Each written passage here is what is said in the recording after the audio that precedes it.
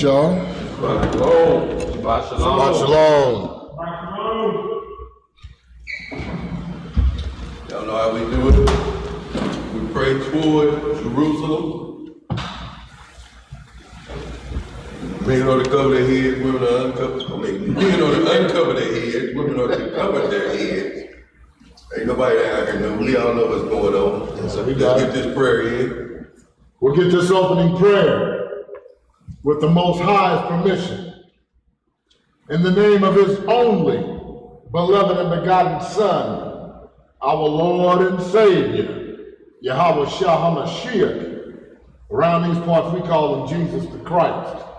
Long live the King! Long live the King! Reading in the book of Psalms, the 28th chapter, and it reads, "Unto thee will I cry, O Yahweh, my rock.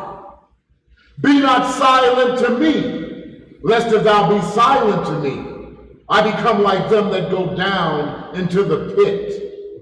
Hear the voice of my supplications when I cry unto thee, when I lift up my hands toward thy holy oracle. Draw me not away with the wicked and with the workers of iniquity, which speak peace to their neighbors, but mischief is in their hearts. Give them according to their deeds, and according to the wickedness of their endeavors. Give them after the work of their hands. Render to them their desert.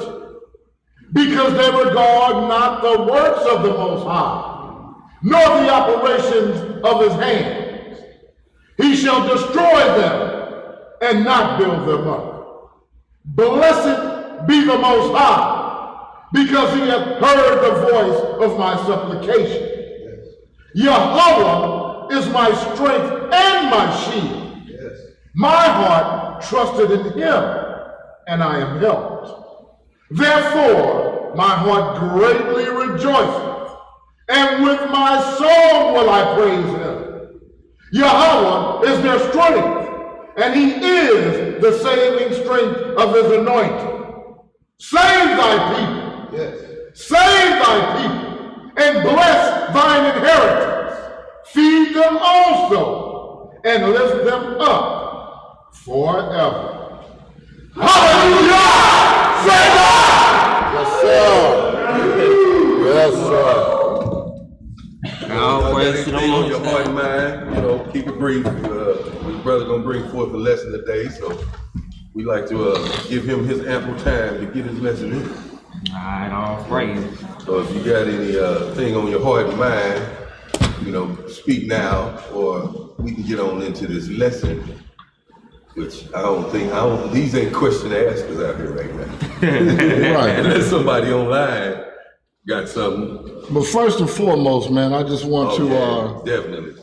I just want to send out our deepest heartfelt condolences to our brother Trey Sanders' family. Yeah. And may the Most High have mercy on his soul. We lost him this week, just another soldier, but we can't let that pass without being recognized. Most definitely. Much love to the brother and strength to the family in their time of bereavement and in their time of need. And if we can be of any assistance to y'all hit us up and let us know. All praises to the Most High. It just shows y'all that we need to be on our job, y'all. That's right. But you never know. You never know when your number getting called. When the Most High is calling you home, you don't know. And me and Thomas was just straight up. So you can't leave nothing undone. You gotta fix everything you can while you can. That's right. Including your relationship with the Most High. And be sincere in it. Yeah. You know, be sincere, because any day could be your last. Any day. Any day could be your last day out here. You know, I got No, go ahead. I got an article one of the brews had sent out the other day. It was kind of interesting to me. I sent it to a few of the other brothers in my rib, and it was concerning that third temple over in Jerusalem. See if I can pull it up real quick. That's perfect, because it's that kind of tie into like the lesson that I'm doing today, because today we're gonna be just talking about the jealousy of the Most High and the things that make him jealous, especially towards Israel. And the thing is you know, it's the worshiping of other gods. It's putting other gods before him, making graven images, and trusting in things that are vain. You know what I'm saying? Like the Most High, he done took care of us our whole existence. That's You right. know what I'm saying? He done decked us out with silver, with gold. He done put us in the finest clothes. He done put us in the best house. And for us to turn away and to start chasing things that are vain, you know what I'm saying? It really make him jealous. It's almost, you can put it in the sense of like a husband and a wife. You know what I'm saying? And if, you know, you do all these good things for your wife, you put her in a beautiful house, and, you know, you buy the finest jewelry, the best clothes, you feed her with the best food, and then all of a sudden she turn on you, and, you know what I'm saying, she give it to another man. Oh, no. She give it to another man, and that's exactly what we're going to be going over today, is the jealousy of the Most High. Now, this is an article out of Breaking Israel News, the latest news biblical perspective, Israel 365. And it was written by Adam Eliyahu Berkowitz, August the 5th, my soul day, as a matter of fact. And it says, Trump could initiate building of third temple as head of Edom. And then it's got a quote here from Ezra 1 and 2, and it says, Thus saith King Cyrus of Persia, Yah of heaven has given me all the kingdoms of the earth, and has charged me with building him a house in Jerusalem, which is in Yehuda. And then it's got a picture of Trump on here with that condom on his head, like he's a Jew. U.S. President Donald Trump prays at the Western Wall, Judaism's holiest prayer site in the old city of Jerusalem, on May 22nd, 2017. Now this is 2 years ago. And y'all know he's got his face on that money over there now. So the article reads, Jewish sources hint that the alliance between the U.S. and Israel is the prophetic end of days coming together of Esau and Jacob as a prelude to the building of the third temple. Some experts believe that President Trump fulfills many of the requirements for the leader of Edom that will make this happen. 2 weeks ago, 2 religious Jews appeared before Rabbi Cham Kanievsky, one of the most influential rabbis of this generation. The emissaries reportedly bore an inquiry from President Trump, asking when the Mashiach, the Messiah, will arrive. The rabbi avoided answering the question, asking instead when the American Jew will come to live in Israel, the American Jew. Many were skeptical of the story, rejecting the idea that Trump, a Christian, would inquire from a Jewish rabbi concerning the Messiah. But Trump, as the non-Jewish leader of the U.S., has a prophesied role to play in the building of the temple, and it was for this reason he inquired.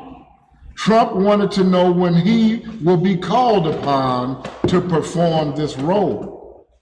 This expectation regarding Trump was first expressed by the Sanhedrin after his election, when they compared him to the Persian king Cyrus, who commanded by Yah to facilitate the building of the second temple, specifically because he was influential in global politics. And then it says that Ezra 1 and 2 again, thus saith Koresh, Cyrus, king of Paras, Persia, all the kingdoms of the earth hath Hashem, the God of heaven, given me, and he hath charged me to build him a house in Jerusalem, which is in Yehuda. That's that Ezra 1 and 2.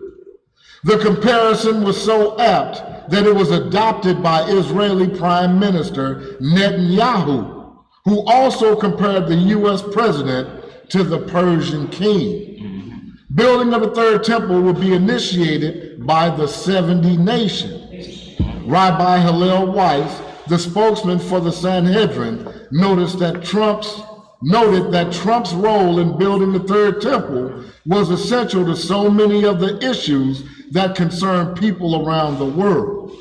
Trump can lead the nations of the world to global peace through building the temple, the source of peace, Rabbi Weiss explained.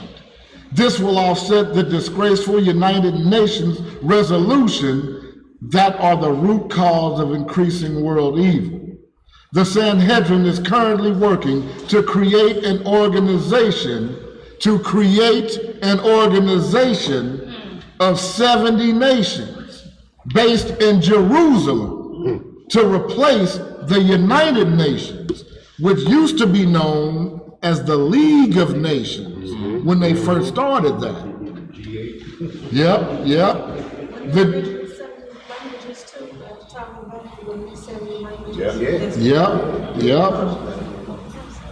Then it reads, the Jews will do the actual building of the third temple.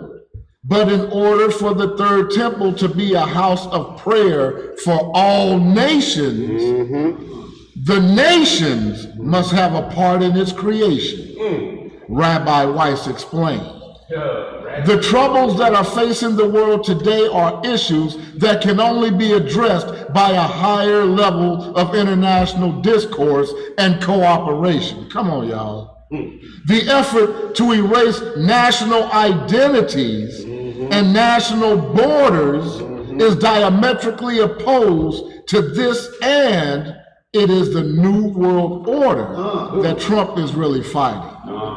The solution is the third temple as a house of prayer for all nations and the organization of 70 nations, both of which require nations to express their unique identities.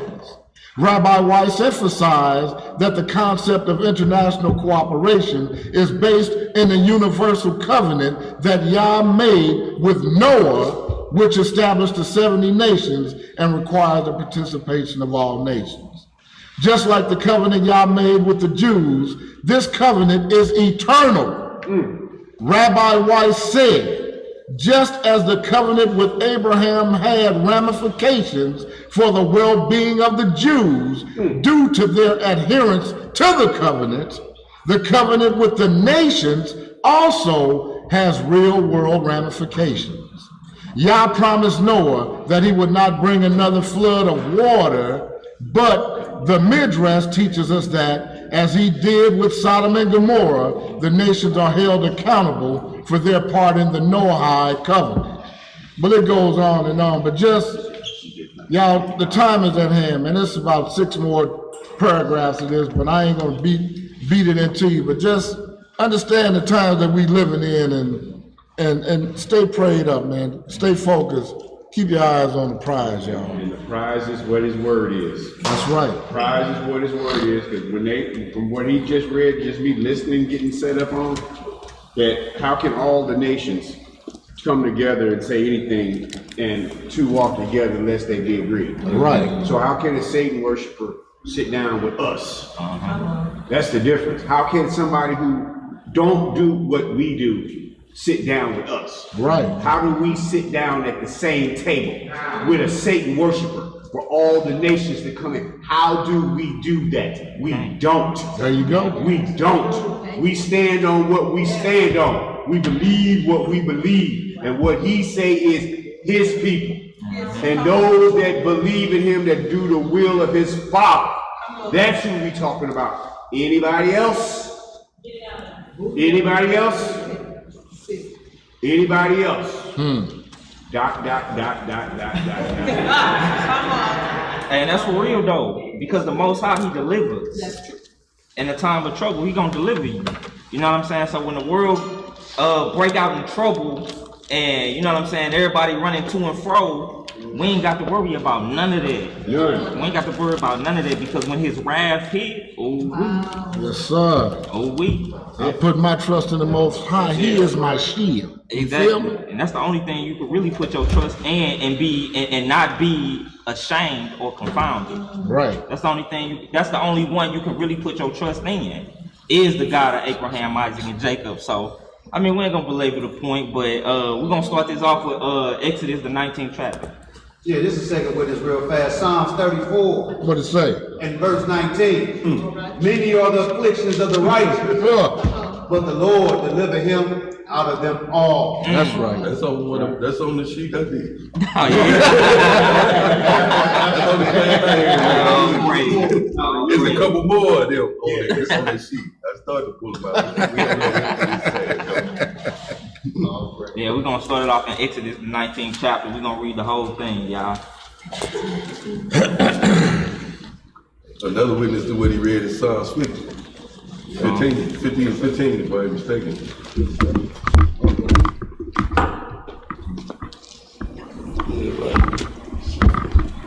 What you done? Moving the microphone and trying to get the sound exactly correct. No, I ain't not kicked it by accident. What you think I'm doing? All right. He crazy. All right, we're reading in the book of Exodus, chapter 19.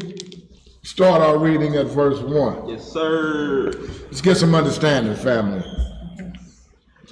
In the 3rd month, when the children of Israel were gone forth out of the land of Egypt, the same day came they into the wilderness of Sinai, for they were departed from Rephidim, and were come to the desert of Sinai, and had pitched in the wilderness, and there Israel camped before the mount.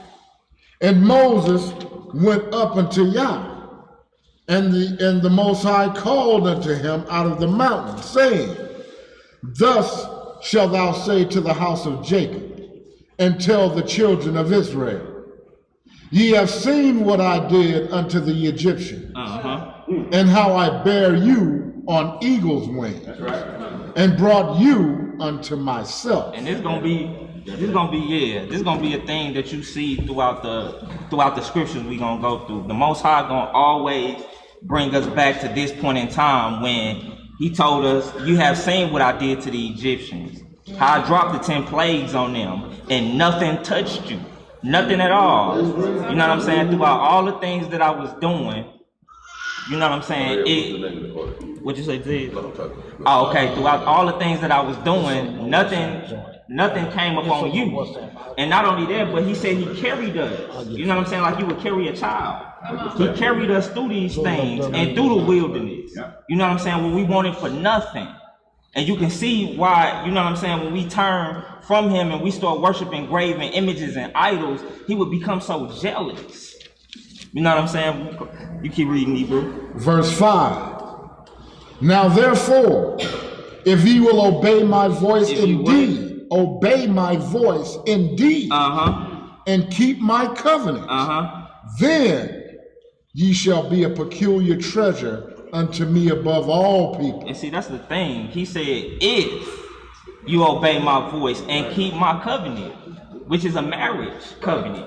You know what I'm saying? And that's another reason he becomes so jealous, because we, as the wife of the Most High, you know what I'm saying? How you gonna go and you gonna treacherously depart from your husband? That's right.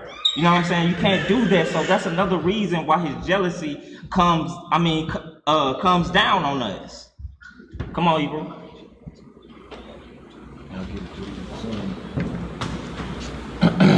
Ye shall be a peculiar treasure unto me above all people, for all the earth is mine. Yes, sir. And ye shall be unto me a kingdom of priests. A kingdom of what? A kingdom of priests. And priests, what do? They administer the word of the Most High. So if he's saying we shall be a kingdom of priests, who we gonna be ministering to? Who should we have been ministering to? The rest of the world. That's right. You know what I'm saying? Because that's what it's all about. It was about the sons of Adam. You know what I'm saying? And bringing them back into salvation. You know what I'm saying? So even though, you know what I'm saying, we are the chosen ones of the Most High, and we shall rule next. You know what I'm saying? The only thing was we supposed to be the mouthpiece for the Most High and go forth and be a light and teach the other nations. That's right. Come on. And holy nation. These are the words which thou shalt speak unto the children of Israel. And Moses came and called for the elders of the people, and laid before their faces all these words which the Most High commanded him. And you can see Moses is like a mediator. You know what I'm saying? Like Christ is today. He was a mediator. The Most High would tell him, this is what you're going to go tell the people. And he would go tell the people. He was a mediator between us and God. Come on. Verse 8. And all the people answered together and said, all that the Most High hath spoken we will do. And Moses returned the words of the people unto the Most High. So you can see now they agreeing. The Most High said, look, this is the terms of my covenant. Right. You know what I'm saying? If you agree, then we gonna enter into this marriage, and they agreed. So we, at that point, we entered into a marriage with the Most High. Come on. And the Most High said unto Moses, lo, I come unto thee in a thick cloud, that the people may hear when I speak with thee, and believe thee forever. And Moses told the words of the people unto the Most High. And Yahweh said unto Moses, go unto the people, and sanctify them today and tomorrow, and let them wash their clothes, and be ready against the third day. For the third day the Most High will come down in the sight of all the people upon Mount Sinai. And thou shalt set bounds unto the people round about, saying, take heed to yourselves, that ye go not up into the mount, or touch the border of it. Whosoever touches the mount shall be surely put to death. There shall not an hand touch it, but he shall surely be stoned, or shot through, whether it be beast or man, it shall not live. When the trumpet soundeth long, they shall come up to the mount. And Moses went down from the mount unto the people, and sanctified the people, and they washed their clothes. And he said unto the people, be ready against the third day, come not at your wives. Come not with? At your wives. And I mean, you know what I'm saying? Like you heard Daniel always talk about how it never tells us not to come at our wives on the Sabbath day. But on the third day, whatever it is about the third day, you know what I'm saying? He does tell you, you know what I'm saying, to always sanctify yourself for the third day.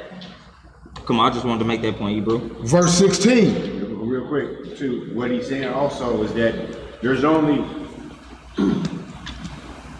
one certain time that you are supposed to abstain from your wife or your husband. And that time is you are dedicating yourself to the Most High. And you tell your husband or you tell your wife at this particular time. Other than that, you never hold back.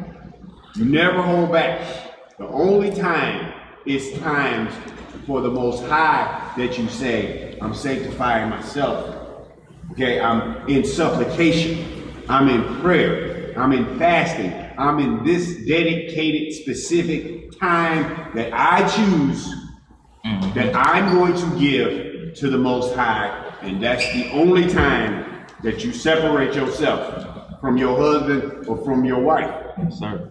Other than that, at least it ain't written nowhere. You say no, not tonight, I got a headache. Words ain't in here. You're wrong for that. You're wrong for that. Or no, it's the Sabbath. No, I'm mad at you. You're wrong for that. You're wrong for that. All I'm gonna say about that. But it's the scriptures, right there. Okay? Y'all remember that. Verse 16. And it came to pass on the third day in the morning that there were thunders and lightnings, and a thick cloud upon the mount, and the voice of the trumpet exceeding loud, so that all the people that was in the camp trembled. And Moses brought forth the people out of the camp to meet with Yah. And they stood at the nether part of the mount. And Mount Sinai was altogether on smoke, because the Most High descended upon it in fire. And the smoke thereof ascended as the smoke of a furnace, and the whole mount quaked greatly. And when the voice of the trumpet sounded long, and waxed louder and louder, Moses spake, and Yah answered him by a voice. And the Most High came down upon Mount Sinai, on the top of the mount. And the Most High called Moses up to the top of the mount. And Moses went up. And Yahweh said unto Moses, Go down, charge the people, lest they break through unto the Most High to gaze, and many of them perish. And let the priests also, which come near to Yahweh, sanctify themselves, lest the Most High break forth upon them. And Moses said unto the Most High, The people cannot come up to Mount Sinai, for thou chargest us, saying, Set bounds about the mount, and sanctify it. And the Most High said unto him, Away, get thee down, and thou shalt come up, thou and Aaron with thee. But let not the priest and the people break through to come up unto the Most High, lest he break forth upon them. So Moses went down unto the people and spake unto them.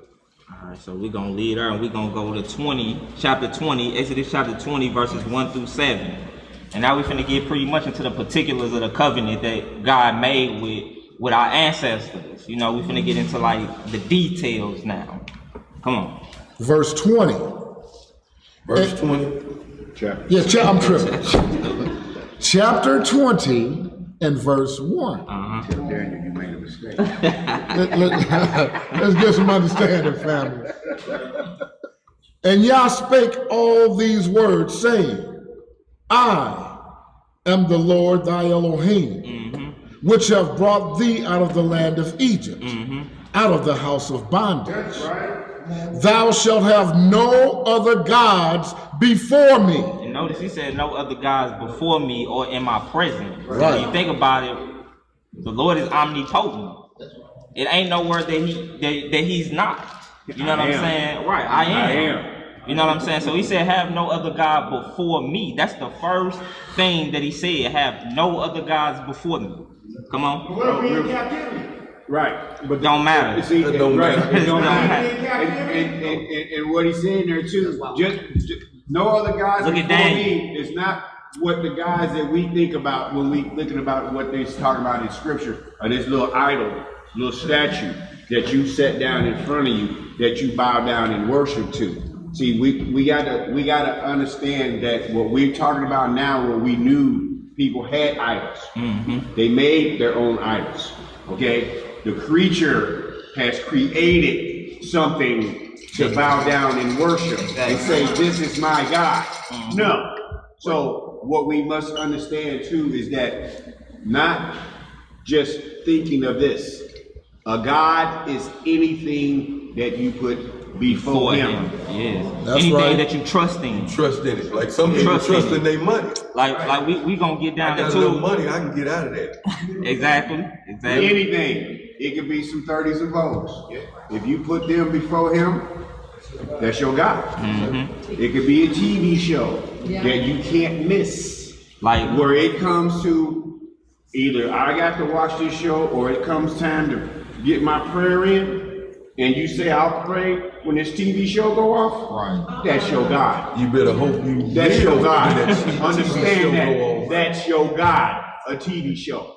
And like when So we get down, anything. and when we get down into it, when we get into Ezekiel 16, you'll see how us as a nation, the Lord said we trusted in our beauty. You know what I'm saying? After he done decked us with silver and gold, we trusted in our beauty and in our fame. And it failed us because we went away from him that delivered us. That's right. And that carried us through, you know what I'm saying, the things that he didn't carry us through. You know what I'm saying? But yeah. Let me read this second witness right quick. This in Deuteronomy chapter 5, verse 7 through 7 and 8. What it say, bro? Thou shalt have no other gods before me. Thou shalt not make thee any graven image or any likeness of anything that is in the heaven above, or that is in the earth beneath, or that is in the waters beneath. Right. Thou shalt not bow down thyself to them, nor serve them, for I am the Lord thy God. I am a jealous God. He's a what? A jealous God, visiting the iniquity of the fathers upon the children unto the third and fourth generation of them that hate me. Yeah, you pretty much just read. I was just about to say, that's my next two. But that's what it's supposed to do. My bad. Yeah, that's what it's supposed to do. I was like, is that a second witness on my next two paragraphs? But notice how he says you're not supposed to bow down to anything that's in the heavens above, that's on the earth beneath, or that's up under, that's in the waters up under the earth. To bow down and to serve them. Man. I thought you balled that up last week. I could have sworn I saw you ball that up. Bow down to none of these things. Because none of these things can save you. You know what I'm saying? Deliver you from trouble. Feed you when it's a famine. Images. None of that. It can do none of that. None of it. All right, after that, we're going to go to... Well, I'm not done. I just read a witness to what he was reading. Verbatim. Verbatim, right. Exodus chapter 20 and the verses he just read. Verse 4.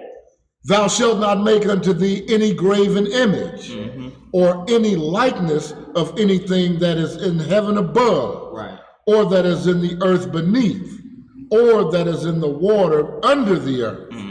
Thou shalt not bow down thyself to them, nor serve them. For I, the master, thy power, am a jealous Elohim, visiting the iniquity of the fathers upon the children unto the third and fourth generation of them that hate me, and showing mercy unto thousands of them that love me and keep my commandments. That's right. Thou shalt not take the name of thy Lord thy God in vain, for the Most High will not hold him guiltless that taketh his name in vain. We understand taking his name in vain is, you know what I'm saying, the worshiping of other gods, like Ezekiel the 36th chapter say, how we profane his name by the worshiping of other gods, or Proverbs, what's that, 30? 30, yeah, where it talk about the breaking of his commandments. It's to take his name in vain. So with that being said, let's go to Numbers 25.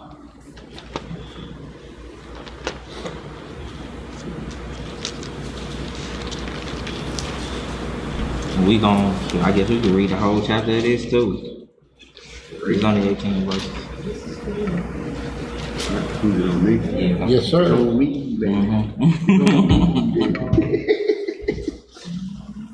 We're going to chapter number 25. Chapter's number 25. Is that what I said?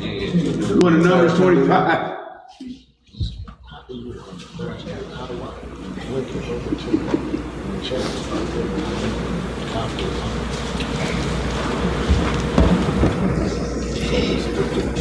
Everybody there? Numbers 25, verse 1. And Israel abode in Shittim, and the people began to commit whoredom with the daughters of Moab. And they called the people unto the sacrifices of their gods. And the people did eat and bowed down to their gods. So see, exactly what the Most High told us not to do in the covenant that he made with us. He told you don't bow down to any other gods and serve them. And that's exactly what they doing. Come on. Verse 3. What'd you say, brother? Exactly. Right. Exactly. Which you will see when we get... Exactly. Exactly. Yes, sir. Yep, exactly. Verse 3. And Israel joined himself unto Baal Peor. And no, he said joined himself onto Baal Peor. When you look up Baal Peor, it means the god of the opening. You know what I'm saying? And when you think about it, it's talking about a woman's, you know. So this was the worship of women. And when you get into like chapter 31, he tell you it was Balaam's idea to give to the king of Midian because he was afraid of us. So he gave him the idea on like, all right, look, if you want to overtake them, then what you got to do is you got to get them to sin against your God, they God, because that's their power. That's where their power lies. So what you do is you set certain women up, and you know what I'm saying, they'll see, and it'll draw them in and cause them to turn away from their God, and thus, you know what I'm saying, you ain't got to worry about them no more. They still doing it today. Walk still outside. Doing it to this day. Walk outside and walk down that bridge, King's Highway. They got them still doing that to this day. Isn't it ironic how they said they can't touch us without us first? Yeah, we got against our God. We got to go off. We got to go off first. Mm-hmm. And the ironic thing is, once they notice and they've studied us for so long, that they know we have, what is it, the scripture says, one was cast 1,000 and 10,000. Yeah. Mm-hmm. Yeah. That power. Because the power that's invested in us. Mm-hmm. He said, how can that be unless they were the rock? Yeah, right. The Sodom to them. You know, when your power gone, yeah, what but you do? You can talk about that in the book of Judith, though. I believe it's the 5th chapter, am I right? Where it talk about the captain of the army, you know what I'm saying, where he was Hold it firm. Yeah, he was saying, you know what I'm saying, he was getting counsel from another guy, and he was telling them that, you know, hey, I'm gonna tell you the truth, the only way you're gonna overtake them is if they depart from their God. You know, so they've been studying us, and they know how to overtake us and the things to do to keep us down. You see the same thing he's saying. Another witness is the same thing of Rahab. Right. She said the whole city is scared because they done seen a couple of y'all milling around. And we know who your God is. And if y'all showing up on the scene, that means it's gonna be some trouble. Exactly. So we've been watching y'all since y'all came up out of Egypt. That's what she said. But it just goes to show you how far the fame of the Most High has spread. You know what I'm saying? And when you get to Ezekiel, what he talking about when he say, you know what I'm saying, your fame or your renown went forth amongst the heathen. Right. You know what I'm saying? They heard about what he had did to Egypt, and Egypt at this point was the most powerful nation on earth. That's right. And he just dropped it like that overnight. Yep. Well, I ain't gonna say overnight, but you know what I'm saying? Dropped it like them towers. Yeah. Put it that way. He dropped it like them towers. But look how far we done fell off our power. Exactly. Look how far we done fell. All they got to do is present a chicken sandwich now. Oh, boy, stop. A chicken sandwich will have us all in disarray. Hey, straight up though, it really. Fighting over each other? No, it ain't. I like this one better. Mine better. And then, like you say, It's just chicken. why can't you go to both restaurants? Why can't you go to Chick-fil-A one day and get your Chick-fil-A sandwich, then go to Popeyes the next day and get you, they got you saying, I'm not eating Chick-fil-A no more. Popeyes is the bomb now. You know what I'm saying? I don't understand really? the chicken sandwich. Really? Why can't you get it home? That's the whole thing right there. That's the whole thing there. Eat at home. Eat at home. I bet you the chicken sandwich don't taste no better than the home one. You can put your own fixings on See that in it. there. No, it's okay. Take your time. But here's the thing. If you know what's in it when you do it yourself. Right. You don't know what is mixed. I told my husband years ago, when I smelled chicken, it smelled like pork. Same grease. And ever since then, I was like, I'm good. Right. But that was for number one. But can you imagine the whole world, Russia, all these other places are looking at us on this? They fighting over chicken sandwich. But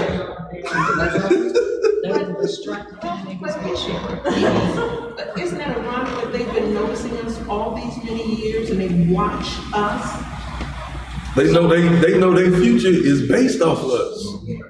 Then it just go to show When we you rise again, they falling. how the scriptures tell you should be in astonishment. Right. Like, you know what I'm saying? But that's on both sides. That's on both sides though. Cause you look at people like, you know what I'm saying, like LeBron, the most, you know what I'm saying, gifted athletes, and you be like, wow. But then you look at them like, look at them, you know what I'm saying, over here fighting over chicken sandwiches. Right. And the world Come is on. burning up. Right. The world is literally burning up. That's just that episode of the Boondocks. Hey, yeah. You know? I mean, the world is burning up, and here we are, our people, definitely not mine, but anyway, are fighting over a chicken. Even in the coldest places in the world are burning. How about that? Right. And nobody's talking about it. Southern part of Africa, they're not talking about that. It's Brazil is on Like fire. Alaska is burning or Alaska, something. yeah, places like that. And we're talking about chicken. Yeah. It's all a part of what they was talking about. Keeping us off of the mark. Because if we tap into that mark and call on our God, then we protected from all of that. Exactly, and then it just go to show But they you don't how, want us to call on our God. Right. and it just go to show you how far away from the Most High that we didn't got, because the Most High said, "Be vigilant, be watchmen." You know what I'm saying? We're supposed to be warning the rest of the world that, hey, the day of the Lord is coming. Right. You know what I'm saying? But we worried about chicken sandwiches. All You the know time, what I'm Donald Trump over there talking about building his third temple. And Y'all nobody talking about a chicken and sandwich. nobody got a clue about this third temple. Nobody, if you told the average Negro on the street about the third temple, he'll look at you like, what? But we got a lot of churches here too. Like, hey, you sure right, said. But then isn't it the programming? We have to watch what we intake, both spiritually, physically, and mentally. Right. We have to watch what we intake, whether it's food, whether it's television. We have to watch what goes into our body. Right. That's why they call And it our mind. television and radio programming. Right. You understand? And they don't call it that for no reason, because everything that they pump and portray to us on the television is geared toward breaking the commandments of God. It's the teller of visions. Yeah. I'm sorry. This is scripture about the television. 1 Corinthians 15:33. Don't be deceived. Yes. Communication is co-work. Hey, straight up, hey. What you feed into Yeah. Right. Turn But see, it that's on why. sometime. That's why he tell you meditate on his word both day and night. That's right. You know what I'm saying? Because then at that point you will be like the tree that's planted by the river. By the rivers of water. You know what I'm saying? You will prosper if you do that. But We in front of the TV more than we in front of our script. hey, that's true. Something wrong with that. That's true. Yeah. That's true. Something is wrong with that. Yeah, it is a God to some people. And even when you in front of that TV, you should always Right. Like, you know what I'm saying? Like the Elder Daniel say, at least if you watching it, be doing like some fact finding mention or something. You know what I'm saying? Count how many sins you see in the episode. Exactly. Or you know what I'm saying? Or what agenda they pushing? You know what I'm saying? Like, you know, hey, a lot, man. I ain't gonna even lie to you. Coming up, it wasn't as much homosexual things on TV as it is now. Like I'm Every talking about, show got it it's now. just like blatant. It's almost like it's mandatory. Exactly. Every show got Exactly. Like I was somebody in talking. it. Switch it. I was talking to this sister, and she live over in Illinois, and she was saying that she had to go to the school because they actually trying to teach the curriculum about homosexuality to the boys and to the girls. And I'm just like, man, that's crazy. That's crazy. Soon it's gonna be really Sodom and Gomorrah up in here. It's gonna really be Sodom and Gomorrah. So, like, you know what I'm saying? Like the things that we read, like in the book of Jasher about Sodom and Gomorrah, how the homosexuality was just like blatant. It was just out there, like the thing to do. That'll be here soon. Right. You know what I'm saying? Like it's almost like coming soon to America.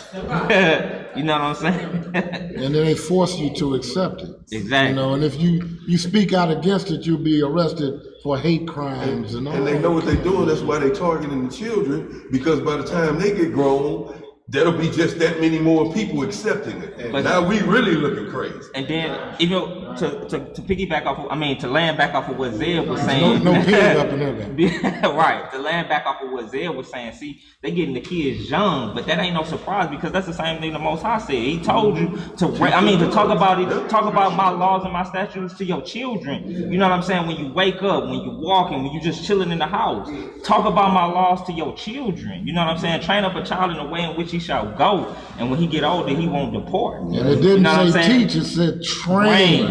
Just like you would do a dog. You would train a dog. You know what I'm saying? But that's the same thing Satan doing. He training our children to be what's the word? To be numb to it. Yeah. To be numb to it. Yeah, that's Exactly. Calling good evil. Yeah. Where we at? Exodus 20. Numbers 25. Yeah. What's on you? Pick up for that. What verse are we on? We in verse 3. Verse 3. Numbers chapter 25, verse 3. And Israel joined himself unto Baal Peor, and the anger of the Most High was kindled against Israel. And Elohim said unto Moses, take all the heads of the people and hang them up before the Elohim against the sun, that the fierce anger of the Most High may be turned away from Israel. And see, this is his jealousy. You know what I'm saying? Like, sure, at this point, we his bride, we his woman. He getting ready to move us into a house. And we already committing whoredom. You know what I'm saying? We already laying around. You know what I'm saying? But look at all the good he had done to us onto this point. You know what I'm saying? We was in a wilderness. We didn't have water. You know what I'm saying? He gave us water. You know what I'm saying? He clothed us. We walked around in the wilderness for what? About 40 years, and then, you know what I'm saying? The soles on our shoes didn't, wear out. Right. Our clothes didn't get holes or torn or anything like that. You know what I'm saying? But we out here, we committing whoredom with a God that's no God. That's why we had to walk in the wilderness for 40 years. Exactly. He had to get rid of them stiff necks. That's right. He was trying to get to the children. Exactly. That was in the lesson I had prepared, y'all. Hey, it's like how everything be flowing. Yeah, it's crazy how everything flow like that. That definitely was in the lesson I had going. Verse 5. And Moses said unto the judges of Israel, slay ye every one his men that were joined unto Baal Peor. That's right. And behold, one of the children of Israel came and brought unto his brethren a Midianitish woman in the sight of Moses and the sight of all the congregation of the children of Israel, who were weeping before the door of the tabernacle of the congregation. Right, because that's how they got the children of Israel to commit whoredom. Through the women. It was through the women that they got them to do this, because Baal Peor, like I was saying, is the Lord of the opening. It was the worshiping of women. You know what I'm saying? In their bodies. So that's why this man was coming with a Midianitish woman. Come on, Hebrew. And when Phinehas, I pronounce it the same way. Phineas. Yeah. When Phineas, the son of Eleazar, the son of Aaron, the priest, saw it, he rose up from among the congregation and took a javelin in his hand. And he went after the man of Israel unto the tent and thrust both of them through. The man of Israel and the woman through her belly. So the plague was stayed from the children of Israel. And those that died in the plague were 24,000. 24,000 people died in this plague. Come on. Right. And the Elohim spake unto Moses, saying, Phinehas. Somebody said it wrong. Where we at? Phineas, the son of Eleazar, the son of Aaron, the priest, hath turned my wrath away from the children of Israel, while he was zealous for my sake among them, that I consume not the children of Israel in my jealousy. In my what? In my jealousy. So you see that, man? When the Most High get jealous, his wrath come down. Of course. And who can abide in the day of his wrath? Nobody. So you better be on the right side of it. That's right. Come on. Wherefore say, behold, I give unto him my covenant of peace, and he shall have it, and his seed after him, even the covenant of an everlasting priesthood, because he was zealous for his power, and made an atonement for the children of Israel. Now the name of the Israelite that was slain, even that was slain with the Midianitish woman, was Zimri, the son of Saul, the prince of the chief house among the Simeonites. And that's what it always be the people that's, you know what I'm saying, that's the leaders amongst the people that be doing, you know what I'm saying, evil. You know what I'm saying, that'll go off quick and then have the other people believing that, oh, okay, this is okay. And throughout the scriptures you will see that, especially in Ezekiel the 16th chapter. You know what I'm saying? A lot of our elders that were doing that was worshiping other gods secretly. You know what I'm saying, in the temple of the Most High, and that caused a lot of the common people to go off. Right. And also as another, when Satan got kicked out of heaven, he had some other people. Exactly. Hey, for real though, yeah. It just show you, you know what I'm saying, like, you know, people that's in high esteem, or you know what I'm saying, that's up there in the congregation, you know what I'm saying, you really gotta watch what you're doing, because there's other people that's looking at you, you know what I'm saying, for as an example. You know what I'm saying? So we gotta watch how we carry ourselves being teachers, and you know what I'm saying, people of prayer. I don't even know the word for it, but people, you know what I'm saying, that's looked up to in a congregation. But that's why I said have no respect of person. Exactly. And that's why you're supposed to study to show yourself approval. Because then you'll know when one of us is going off. And ain't nobody above correction. No. Nobody is above correction. Let's try to think and run a few real quick while we're on this subject. Jerry Falwell, Jimmy Swaggart, Kenneth Copeland, and all of these so-called men of God that can get up there and transgress and say they sorry and lie the whole time and then get redemption from the people and still get that congregation back and still pimp them for that money. And really? Wasn't that Eddie Thong? Eddie Thong, all of them. That's just like what he's gonna say. The blind, people love to believe a lie. What do you tell them? They be blind. They love to believe a lie. The blind leaders of the blind. Blind leaders of the blind. And that's exactly what they are. Blind leaders of the blind. But the Messiah said, verily they have their reward. That's right. They got their reward. They live in their best life. Read on. They live in their worst life. Verse 15, well, according to them, this is their best. They know what they got coming. Yeah, it's the best, right? It's the best. Verse 15, and the name of the Midianitish woman that was slain was Cosby, the daughter of Zur. He was head over the people and of a chief house in Midian. And the Elohim spake unto Moses, saying, vex the Midianites and smite them, for they vex you with their wiles. Or with their tricks. Because like I was saying, Balaam the sorcerer, he put all this into motion because the king of Midian, he was afraid that we was gonna come and we was gonna slay him, because he just seen what Moses did to the other two kings and how they came through and they was wiping them out. So he was like, man, like, hey, what can I do to get these people off my back? And he was like, look, this is what you gotta do. You know what I'm saying? You set your women out there before them and you cause them to bow down before another god, and then they gotta turn against them. And then we get them. So now the Most High telling them, hey, you go back and you get at them for them using the trickery against you. Because the Most High told the sorcerer Balaam, hey, you can't, I'm not finna curse them because this is a blessed people. This is my people. And Balaam knew that. He knew that. You know what I'm saying? But yeah, he went against the Most High anyway. Come on, Hebrew. What you was gonna say? So mind blinding. Put them off where their focus is not on the Father. Mind blind them to the point where they're all distracted with other things. Not mind blinded, it's the same sin in the garden, fornication. Same exact thing. It all boiled down to what? This whole nation, this whole world goes by what? A woman's butt.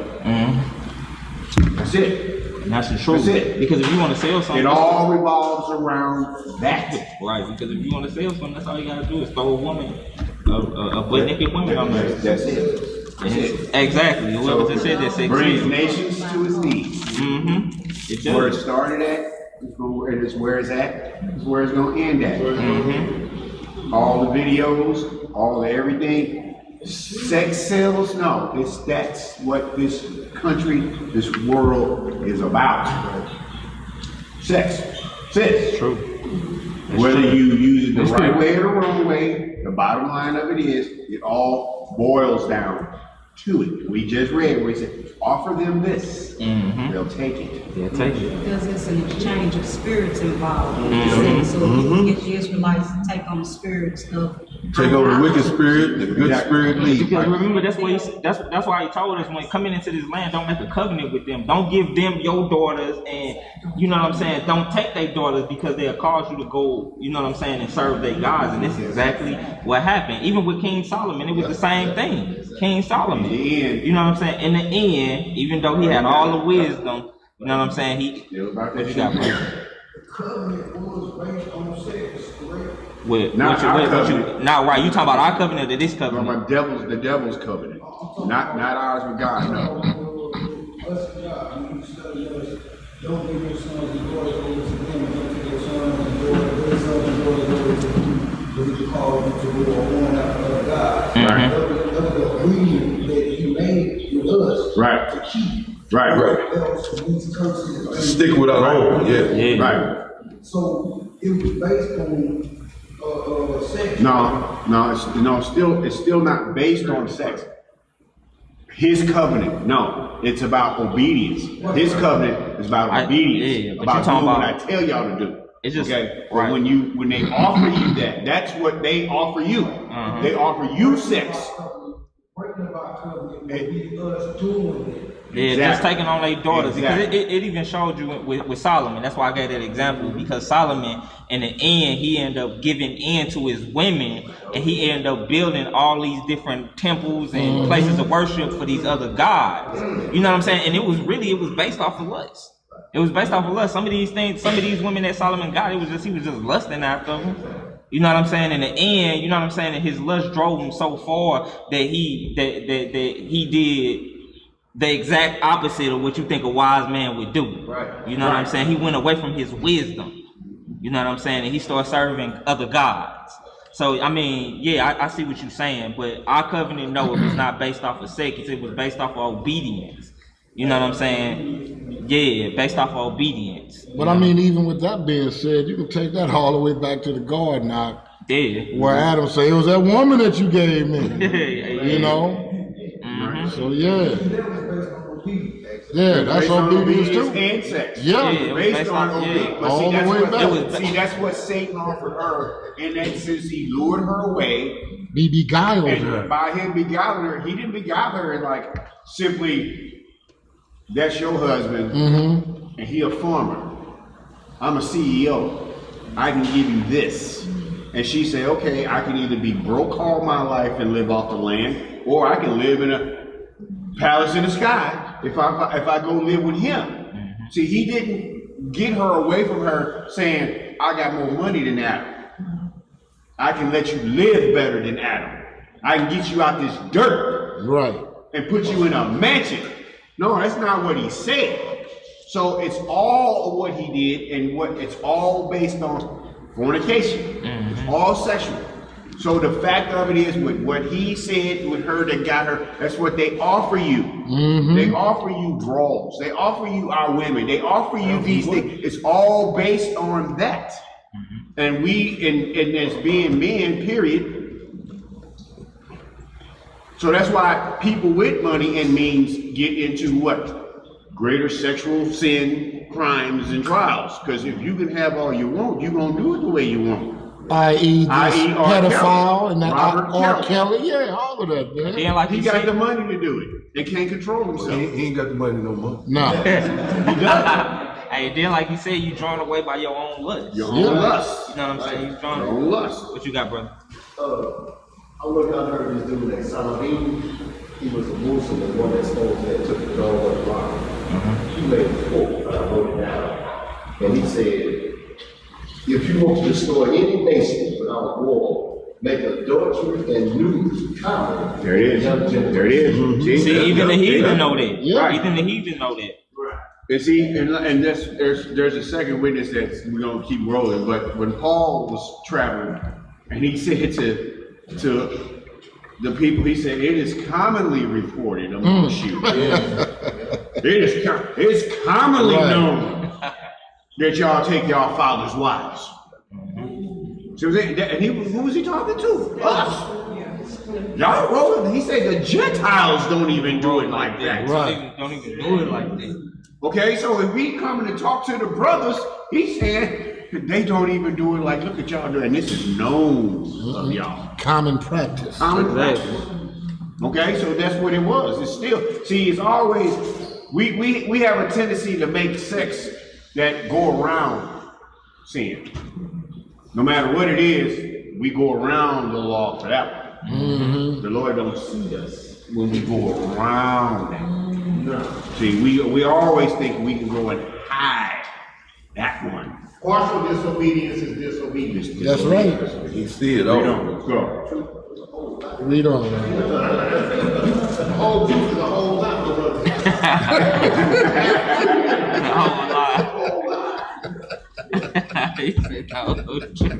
Verse 18. For they vex you with their wives, wherewith they have beguiled you in the matter of Peor, and in the matter of Cosby, and daughter of the prince of the daughter of the prince of the Median, their sister, which was slain in the day of the plagues for Peor's sake. All right, we're gonna drop that and we're gonna go to Deuteronomy 4. It's back on me to read Deuteronomy 4. You still on 1. Yeah, welcome back. So I don't know where you. So your 5 was the second witness, so 4 is his scripture. Deuteronomy 4. Damn, where your rain go?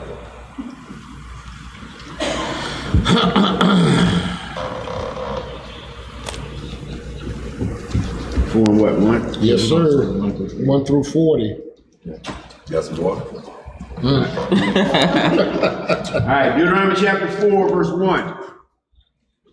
Now therefore hearken, O Israel, unto the statutes and unto the judgments which I teach you, for to do them that ye may live, and go in and possess the land which the Lord God of your fathers giveth you. And that's the thing, like the Most High opposed to these other gods, he always do things that were that's beneficial for us. That's why he said, keep my judgments and my statutes that you may live. You know what I'm saying? But you see other gods like Molech, for example. You know what I'm saying? He tell you to sacrifice your children.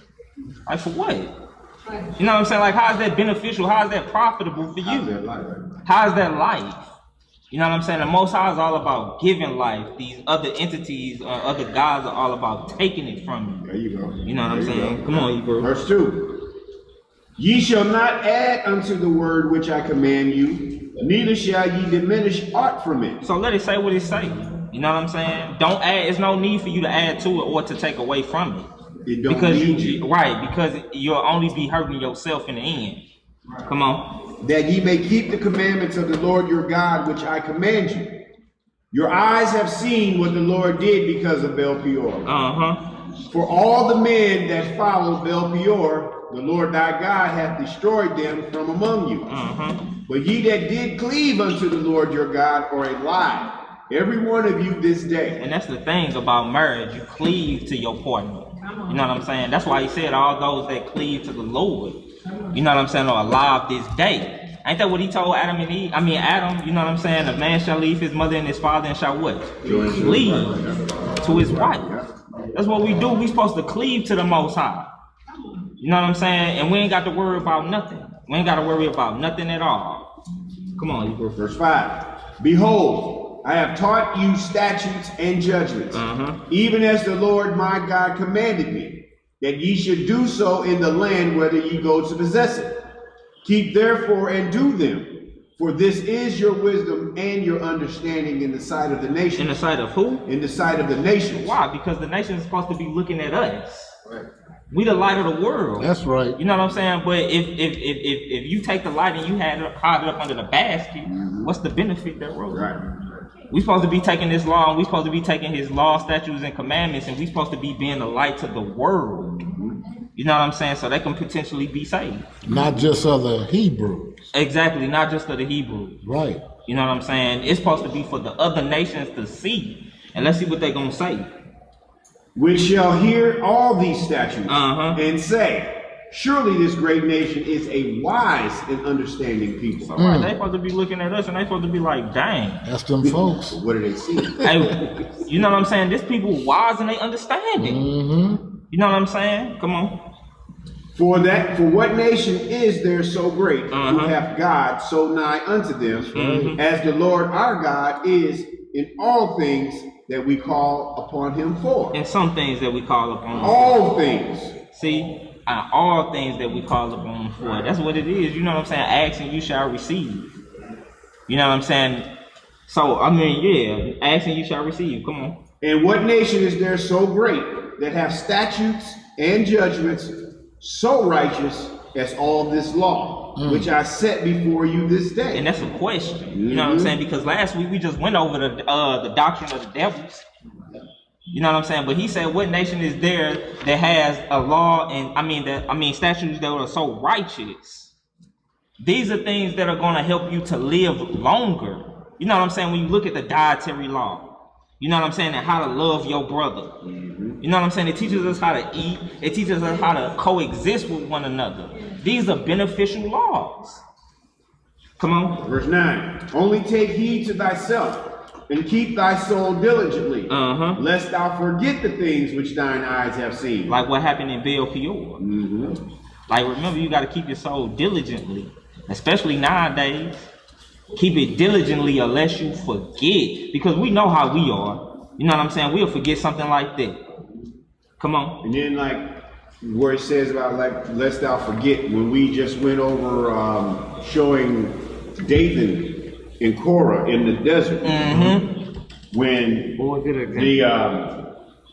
the ground opened up and swallowed, they said to all the people who were around, they ran to get as far away from there as they could, unless they say we get swallowed up too. Right. But look, so they had to get away from that, and that's exactly what it was, is that you got to be and separate yourself and don't be around them people, because you get what? Caught up and swallowed up. And they stuck. And you have to think, they even worse because they saw the miracles. Hey, I was just They gonna say walked through that that. water. I was just gonna say that. They saw that sea split.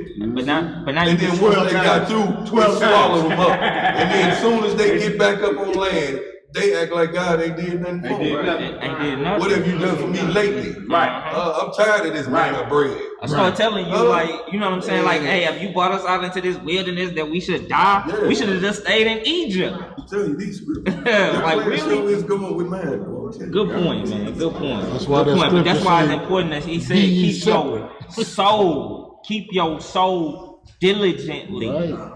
Come on. Verse 9, only take heed to thyself. Okay, stop right there. It says only take heed to thyself. That means it's just you by yourself. Working out your own salvation. By yourself. Worry about Working out your yourself. own salvation. By yourself. There ain't nobody, he ain't got nothing to do with this. Okay? Take heed to thyself. Okay?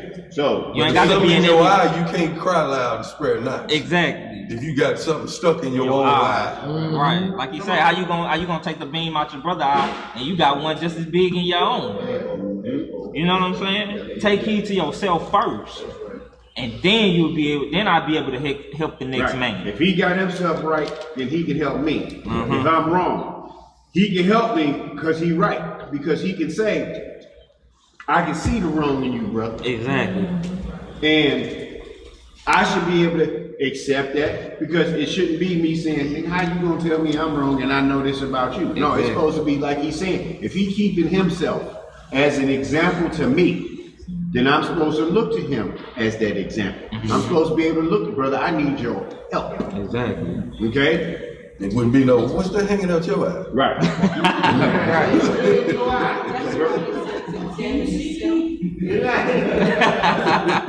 What you say, Sid? You say, Iman? That's why they say, examine yourself. Scripture says, and see if you be. Right, because it's gonna break it off. I had to stop there, but it's gonna break it off. Yeah. It says, only take heed to thyself and keep thy soul diligently, lest thou forget the things which thine eyes have seen, and lest they depart from thine heart all the days of thy life. But teach them to thy sons and thy sons' sons. They supposed to still be talking about Dathan and Korah getting swallowed up in that desert. Our parents should have been telling us that. Our parents, the ones that birthed us, are supposed to tell us, back in the day, some hard-headed niggas disobeyed God and they got swallowed up. Those are supposed to be our nursery rhymes. Right. We supposed to know them things coming up. That's right. We supposed to know that. So that's where we have to do in teaching our sons and our sons' sons. They supposed to have been sitting us on their knees when we was little. Come on, brother. Some niggas tripped Right. back in the day, and you don't want that. Right. And then not even only that, but remember in Exodus 32, how soon as we got done getting the covenant, the Most High was given in the middle of giving Moses the commandments. Guess what? We down there worshiping another God. Right. And what? We rose up to play it.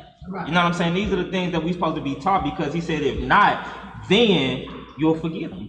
They'll leave out of your mind, and you'll forget them.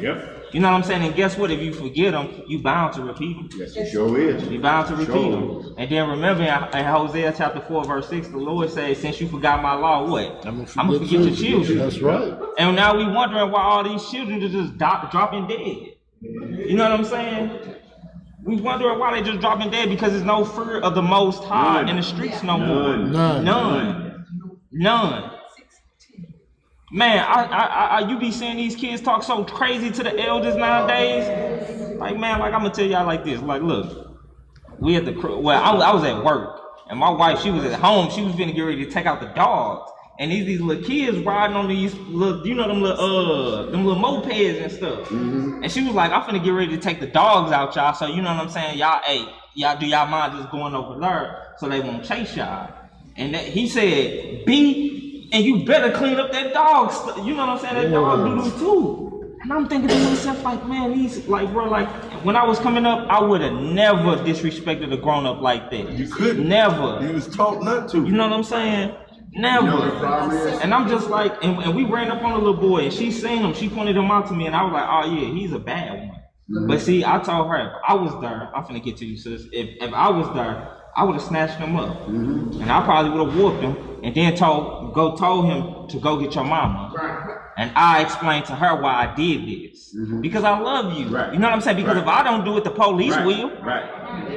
Y'all You see what I'm saying? Y'all would have had the problem. I got 2 people. She didn't let him out. Like you She said, didn't let him out. Like you said, when she pointed him out to you, said, "Oh yeah, he's the bad one." Yeah, so that's because I know the little boy. And then the funny thing about it is, I know his mama. I know his mama.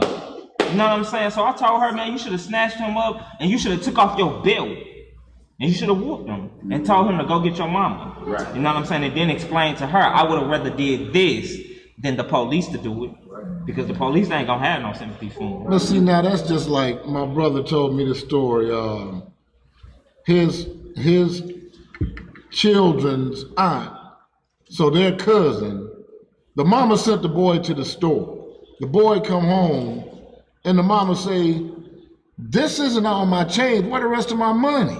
And the little dude, he 15. The little dude said, "Well, that's what they gave me at the store." And she was like, "No, this ain't right. That ain't all my money." And he was like, "Well, next time you take your ass to the store." And I was like, damn, she didn't do nothing to him. She could have stopped that a long time ago. It shouldn't even never got to that point. Yeah. The first time he said something crazy, he should have been eating his shoe.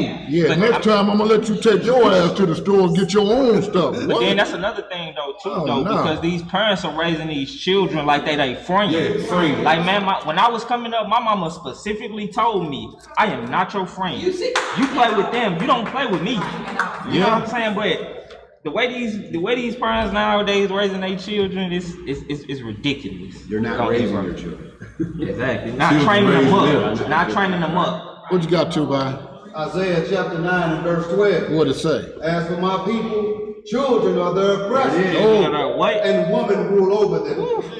O my people, they which lead thee cause thee to err and destroy the way. And that even go back to that number 25, how he was talking about it was the chief men of the Simeonites. You know what I'm saying? The people that lead us cause us to That's err. Isaiah chapter 3 verse 12. Go ahead, bro. Oh, okay, that was it. It was 3 and 12. I just said 9 and 12. Chapter 3 verse 12. Chapter 3 And verse 12. Right on. Because in that same chapter, you read down further, it says that our people, our own people, are our own oppressors. Same chapter. We have our problem. We have more problem out of each other than the clan. You see what I'm saying? We have more problems out of each other than the police. Right. We have more problems out of each other than anybody. Okay? With each other. I went to the liquor store yesterday. The who stuff? The liquor store. Around the corner from the crib, and had to put a bullet in my chamber. Between my house and the liquor store around the corner. And boy, you for saying these the little county. exactly, for these little crazy And the ass. county. The county ain't safe You know what I'm no saying? more. Hey, There's no go. difference between St. Louis City and St. Louis County. Take the boundary line away. Crime has Crime no has address. crossed over. It's just it's bad. But I'm telling you, just going around the corner to the store. Everybody seen it. I'm in one lane. Everybody else in the other lane saw what this girl did to me, and they was like, "No, she didn't." And then I thought the girl was like, "I'm sorry." You know, to throw her hand up like, "Yeah, I really did you wrong." And I was like, "Okay," you know, she acknowledged it. I was like, "It's cool." No, she wasn't acknowledging it. She was like, "Nigga, do it." And I'm like, "And you did this to me, and I'm wrong." And I'm like, "Oh man, if she's acting that way to me with her carload of people, see, it wasn't just her driving, she had a carload of people." I'm like, "When she did this to me, I don't know what they finna do. Because now we finna come up to a light." Light.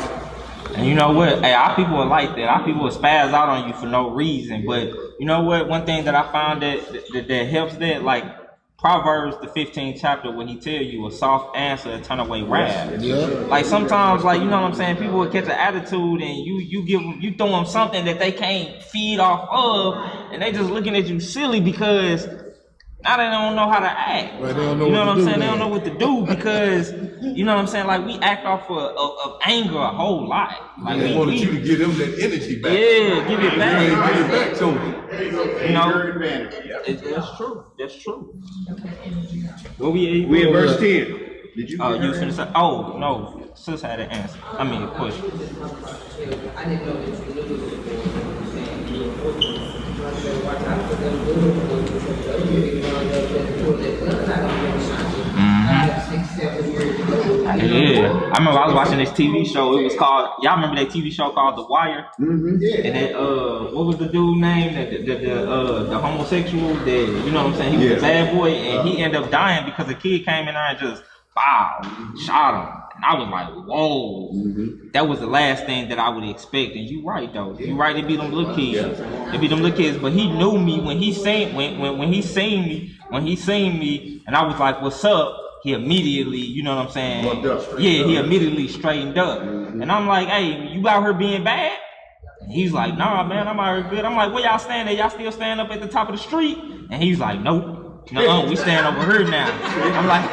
I'm like, how your mama doing? Because I mean, she stopped. Like Sarah stopped. She was like, there go the little boys right there. And you know, she bold. She was like, there go the little boys right there. Get him, baby. Hey, one little dude ducked and he just ran, and the other dude, I'm talking to him, but you know what I'm saying, man? If you talk to these children the right way, and you know what I'm saying, because he was a little boy that used to always want to come over my house and play the game. Yeah, but he ain't never know. He never knew my wife though. But yeah, he was cool. I told her she should have whooped his butt.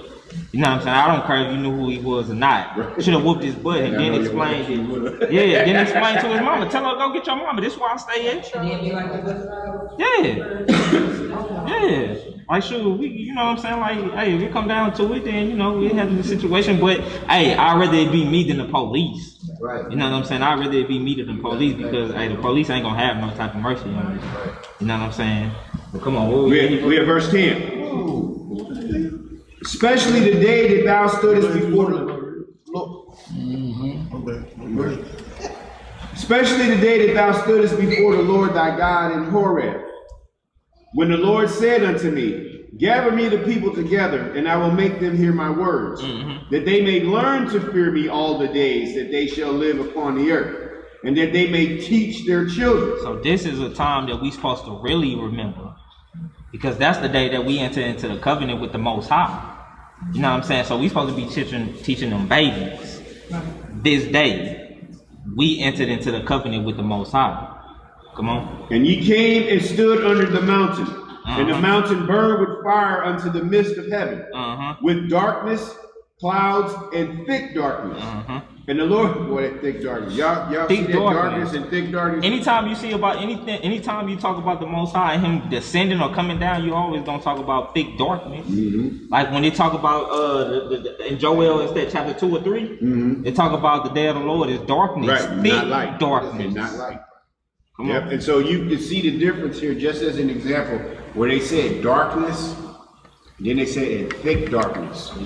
The example of that is being able to see an approaching storm. You will see clouds and it's getting dark and it's getting dark, and you can look all around and you can see darkness and dark. But then when you see where that storm is, it's almost black and it's coming. And you'll look and you go, there it is right there. You see all this here and all this here, it's all dark. But over there, it's darker. And he brought that up on You see the Egypt. sky darker. That's up that on Egypt. thick darkness. Yeah, he brought that on Egypt. Thick darkness. The only place they had light in it was Goshen, where we was at. Right. You know what I'm saying? Yep. Come on. Verse 12. And the Lord spake unto you out of the midst of the fire. Ye heard the voice of the words, but saw no similitude. Only ye heard a voice. And remember when he said he only heard a voice that spoke out of the fire. Because remember, he told him when Moses asked him, Lord, let me see your glory. He told him, nah, you can't see it because can't nobody see me and what? Live. And live. Can't nobody see me and live, but you can see my glory as it passed by though. We ain't see no image because the Most High didn't want you worshiping anything. Right, be selling it. Right. Yep. Because sure, really, he already made an image of himself. Yep. Man. Yep. But we still ain't supposed to bow down and worship no man. We're supposed to worship the Lord in spirit and in truth. That's right. Come on. Verse 13. And he declared unto you his covenant, which he commanded you to perform, even 10 commandments. And he wrote them upon 2 tablets of stone. And the Lord commanded me at that time to teach you statutes and judgments, that ye might do them in the land whether ye go over to possess it. Take ye therefore good heed unto yourselves, for ye saw no manner of similitude on the day that the Lord spake unto you in Horeb, out of the midst of the fire. Lest ye corrupt yourselves, and make you graven images, the similitude of any figure, the likeness of male or female, the likeness of any beast that is on the earth, the likeness of any winged fowl that flieth in the air, the likeness of anything that creepeth on the ground, the likeness of any fish that is in the waters beneath the earth. And the same thing that he told you in Exodus chapter 20. You know what I'm saying? Don't make you no graven image. Nothing that's in the heavens above, nothing that's on the earth, or nothing that's in the waters up underneath the earth. To bow down and to worship it. Exodus 21 through 5. 1 through 5. Yeah, you're So right. that includes Bethlehem. That includes that? Bethlehem. Baphomet. Baphomet. Yeah. Yes, ma'am. Yep. Yes, ma'am. Includes anything. Anything. It includes this cup. Okay, that's what it includes. This cup. Anything. So Anything. so those that are worshiping that particular spirit and bowing down to worship, such as we see in the, and whether they came up with this thing about, that hole, that wormwood, or they call, I used to call wormhole. Wormwood. There were black holes. Yeah, that's something that came up and they saw this back, they made a statue to recently. Me neither. They make, I'm surprised. They make statues and idols and everything. You talking about the CERN stuff? Oh, that's what you talking about, son? Yeah. Oh, yeah. Right, and then they Oh, you make talking about like statue the about god the front Shiva side. with all the arms? right. Yeah, I know exactly what you're talking about. That's a Hindu god. The god of Shiva is the god of destruction. Yeah, I know exactly what you're talking about. But see, why they call him the god of destruction, though? This is just destroying everything. See, the Most High is the god of the living. Right. You know what I'm saying? Exactly. Exactly. A lot of times we watch movies, we see that Shiva God in the background, me and Maria be fact finding. You'll see it in the background. Little one there, little one there. Yeah. And most of the movies you watch, they got all kind of subliminal stuff. Yeah, you see that stuff in the background and in the corner on the shelf. Back like it's just normal. Right. Exactly. All right, verse 19. The likeness of anything that creepeth upon the ground, the likeness of any fish that is in the waters beneath the earth. Lest thou lift up thine eyes unto heaven. I said 19 and read back to 18, I'm sorry. Lest thou lift up thine eyes unto heaven, and when thou seest the sun, and the moon, and the stars, even all the host of heaven, thou shouldest be driven to worship them and serve them, which the Lord thy God hath divided into all the nations under the whole earth. Jump down to verse 23, but notice how he said, you look up to heaven and you be driven to worship the stars, the sun, and the moon. These are things that the Most High put in order to serve you. Why are you serving it? Right. You know what I'm saying? Like, why do the Muslims bow down to, you know what I'm saying, this right here?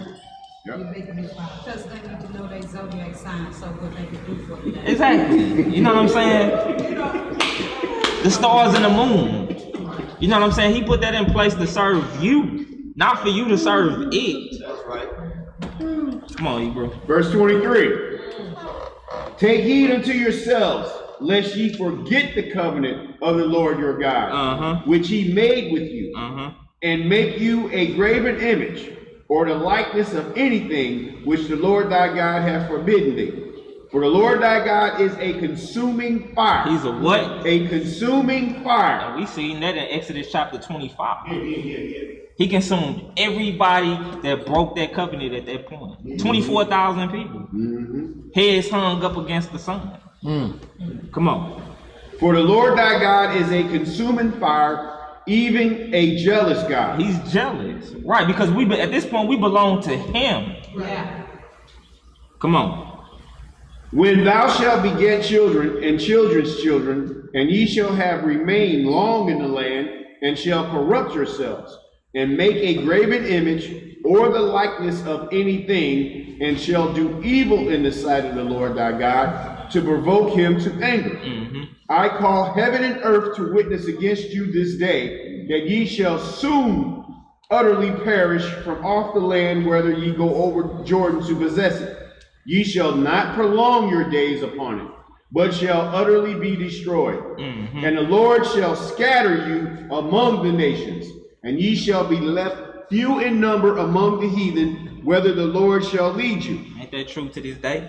The minority. That's true. Hey, the minority, straight up. Straight up. And though we populate more than them, we still the minority. And love the heathen. Hey, love it. Love them. But it's just going to show you how the word of the Most High, it'll never come back void.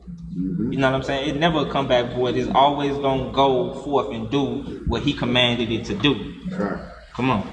Verse 28. And ye shall serve gods, the work of men's hands. The work of what? Of men's hands. Because that's all that they is. Allah, Buddha.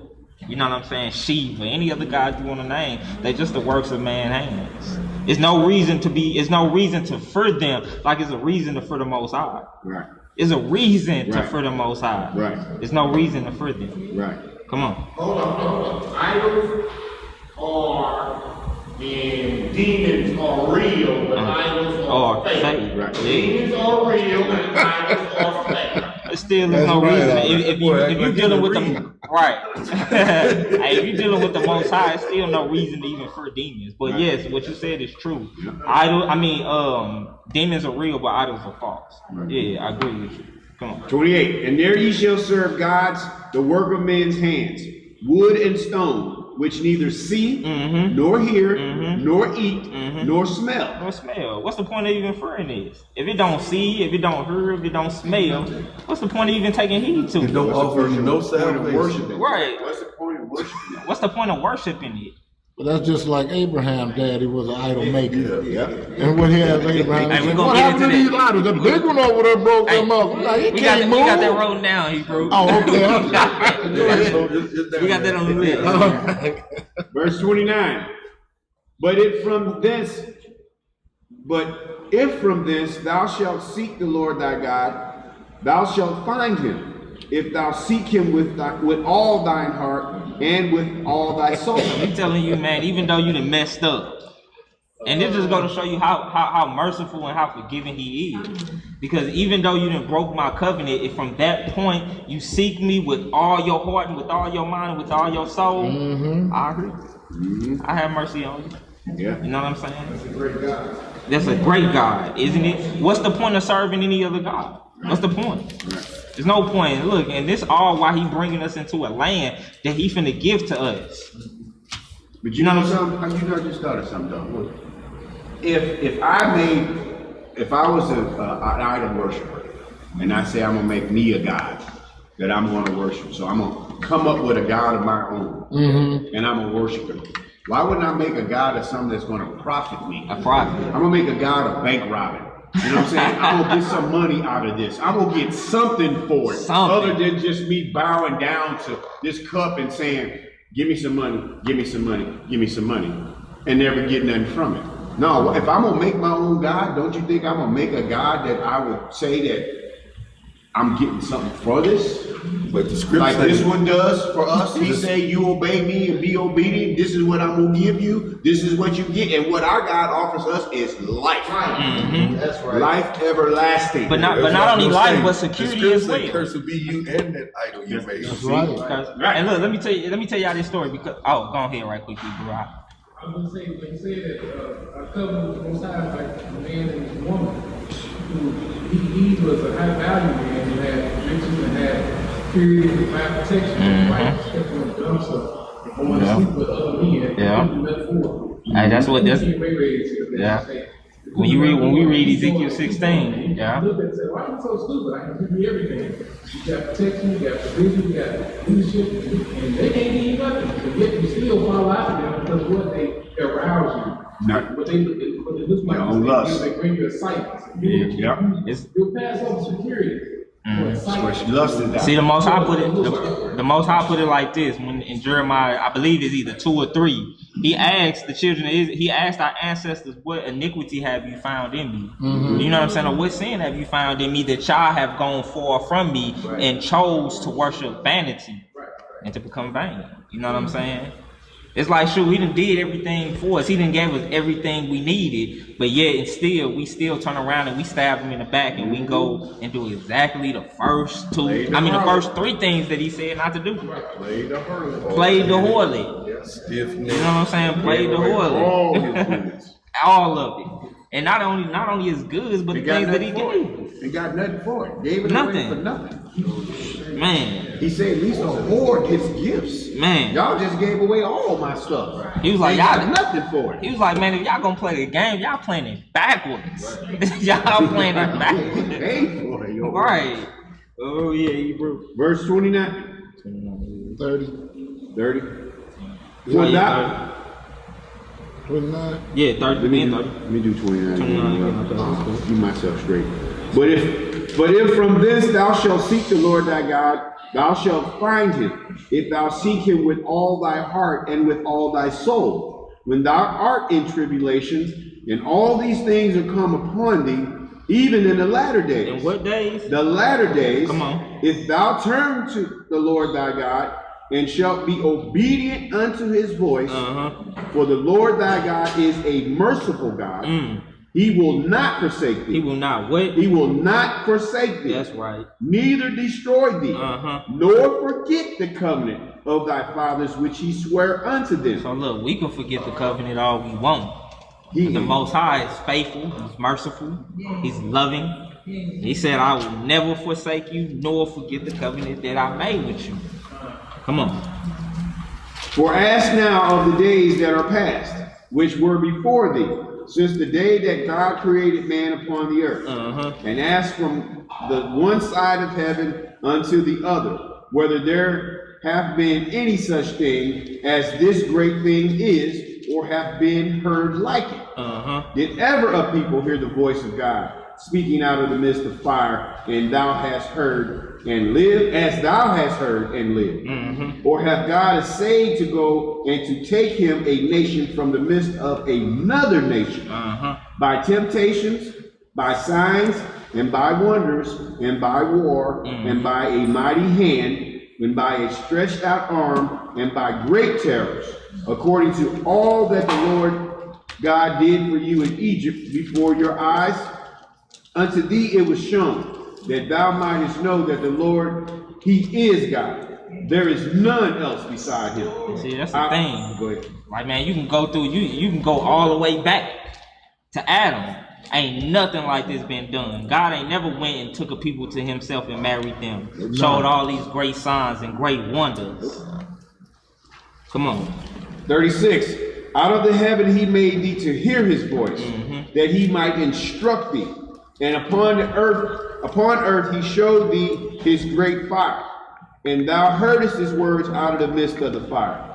And because he loved thy fathers, therefore he chose their seed after them, and brought thee out in his sight with his mighty power out of Egypt, to drive out nations from before thee greater and mightier than thou art, to bring thee in, to give thee this day their land for an inheritance, as it is this day. Know therefore this day, and consider it in thine heart, that the Lord, he is God in heaven above, and upon the earth beneath. There is none else. Thou shalt keep therefore his statutes and his judgments and his commandments, which I command thee this day, that it may go well with thee, and with thy children after thee, that thou mayest prolong thy days upon the earth, which the Lord thy God giveth thee forever. Alright, after that, we finna go to Ezekiel 16. But you can see, as he said, you know what I'm saying, in verse 39, know therefore this day, and consider in your heart, or think about it in your mind, that the Lord, he is God in heaven above and up on the earth. And that's the reason why you should fear him and keep his commandments. Because it ain't no other God besides him. Come on. Ezekiel chapter 16, you want it all? Or yeah, we want it all. Ezekiel 16. Second witness to Deuteronomy 28. Yeah. And this was just after he got done showing Ezekiel, like he just showed Ezekiel in the vision, like all the wickedness that Israel was doing. Like he took Ezekiel in the spirit and he took him inside the temple, inside secret chambers within the temple, and he was showing them how like the elders was worshiping, you know what I'm saying, certain images and things like that, and how in the outer court of the temple they had set up an image or a pillar of jealousy. You know what I'm saying? How women was weeping to the idol Talmud, or however you pronounce his name, and all these different type of things. And now we get to her. It's on you, Ezekiel. All right. Ezekiel chapter 16, verse 1. Again, the word of the Lord came unto me, saying, Son of man, cause Jerusalem to know her abomination. Her what? Her abomination. An abomination is something that's highly disgusting to the Most High. Wickedness. Come on. And say, Thus saith the Lord God unto Jerusalem, Thy birth and thy nativity is of the land of Canaan. Thy father was an Amorite, and thy mother an Hittite. And all he's saying was, that's originally the name of Jerusalem, was Canaan. And until what's that, Zechariah 14 is fulfilled, then after that it'll be called the land of Israel. But right now it's still known as the land of Canaan. And all he's saying is your father was an Amorite and your mother was a Hittite. These at that time was the rulers of the land. There it is. There it is. Come on. There it is. And as for thy nativity, in the day that thou was born, thy navel was not cut. So now he taking us all the way back to the birth of our nation. He said when you was born, your navel wasn't even cut. Come on. Neither was thou washed in water to supple thee, that thou was not salted at all, nor swaddled at all. None I pity thee to do any of these things unto thee, to have compassion upon thee. But thou wast cast out in an open field to the loathing of thy person in the day that thou was born. So basically, man, we was rejected. We was rejected. Didn't nobody want us. We was still in our blood. You know what I'm saying? Navel not cut. We wasn't wrapped up in swaddling clothes. None of that. Come on. So it's also a way of looking at that as if when we were born, our mother died, giving birth to us. So picture a woman by herself in the wilderness, and she gives forth and bears a child, and then she dies, and there's no one around. That baby's alive.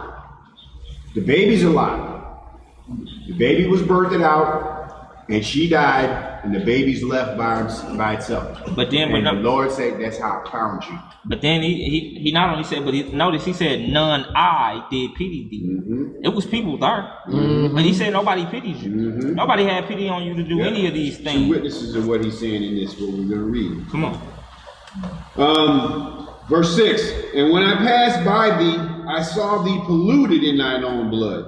And I said unto thee, when thou wast in thy blood, live. Yea, I said unto thee, when thou wast in thy blood, live. He was the only one that had pity on us at this time. Come on. And I have caused thee to multiply as the bud of the field. Multiplying buds. And thou hast increased and waxen great. And thou art come to excellent ornaments. Now I want y'all to pay attention to this next part. Come on. Thy breasts are fashioned. Thy breast is what? Fashion. And notice he comparing Israel to a woman. He said thy breasts are fashioned, or they are fully grown. Come on. And thine hair is grown, whereas thou wast naked and bare. So what he talking about the breasts? What her he talking about? What her he talking about? You know what I'm saying? So he letting you know at this point Israel has become a full-grown woman. A knock against those that say you can sleep with 12-year-old women. I mean, young girls. You know what I'm saying? At this point, the Most High said he didn't even take Israel to be his wife until the breasts were fashioned and her was starting to grow in secret places.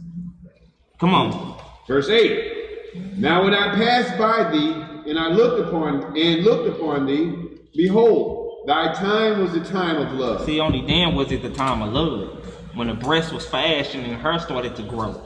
Come on. And I spread my skirt over thee, and I covered thy nakedness.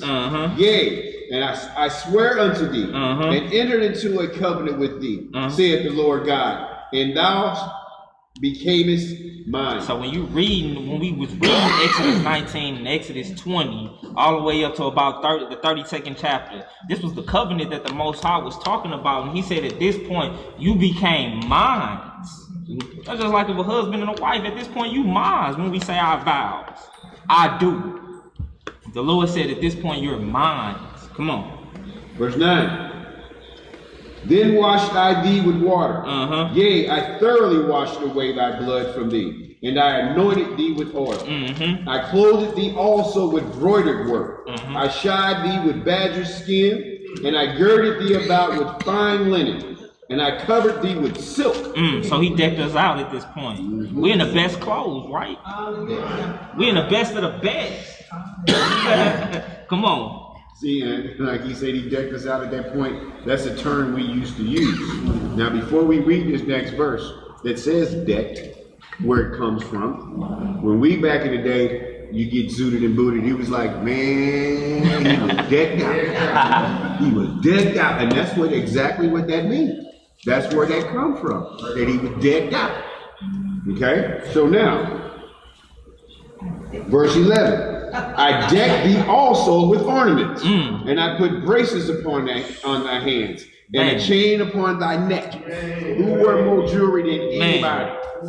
And he dresses. Hey, trip off that. Hey, that's something from the Most High, though. That came from the Most High. That came from the Most High. We got that taste from the Most High. You know what I'm saying? He decked us with the finest jewelry, and when you think about it, man, who dressed better than us anyway? Nobody. I ain't never seen nobody that dress, another people that dress better than us. You know what I'm saying? Like you see them trying to dress like us now. Like, oh, y'all got a little flavor. You know what I'm saying? But y'all get that from us. What they call it, swag. Sweet. You know what I'm saying? And that's when you just dress nice. You know what I'm saying? You dress nice. You got on your jewelry, your bracelets, your watch. You know what I'm saying? Whatever. And that's what he's doing. He decking us out.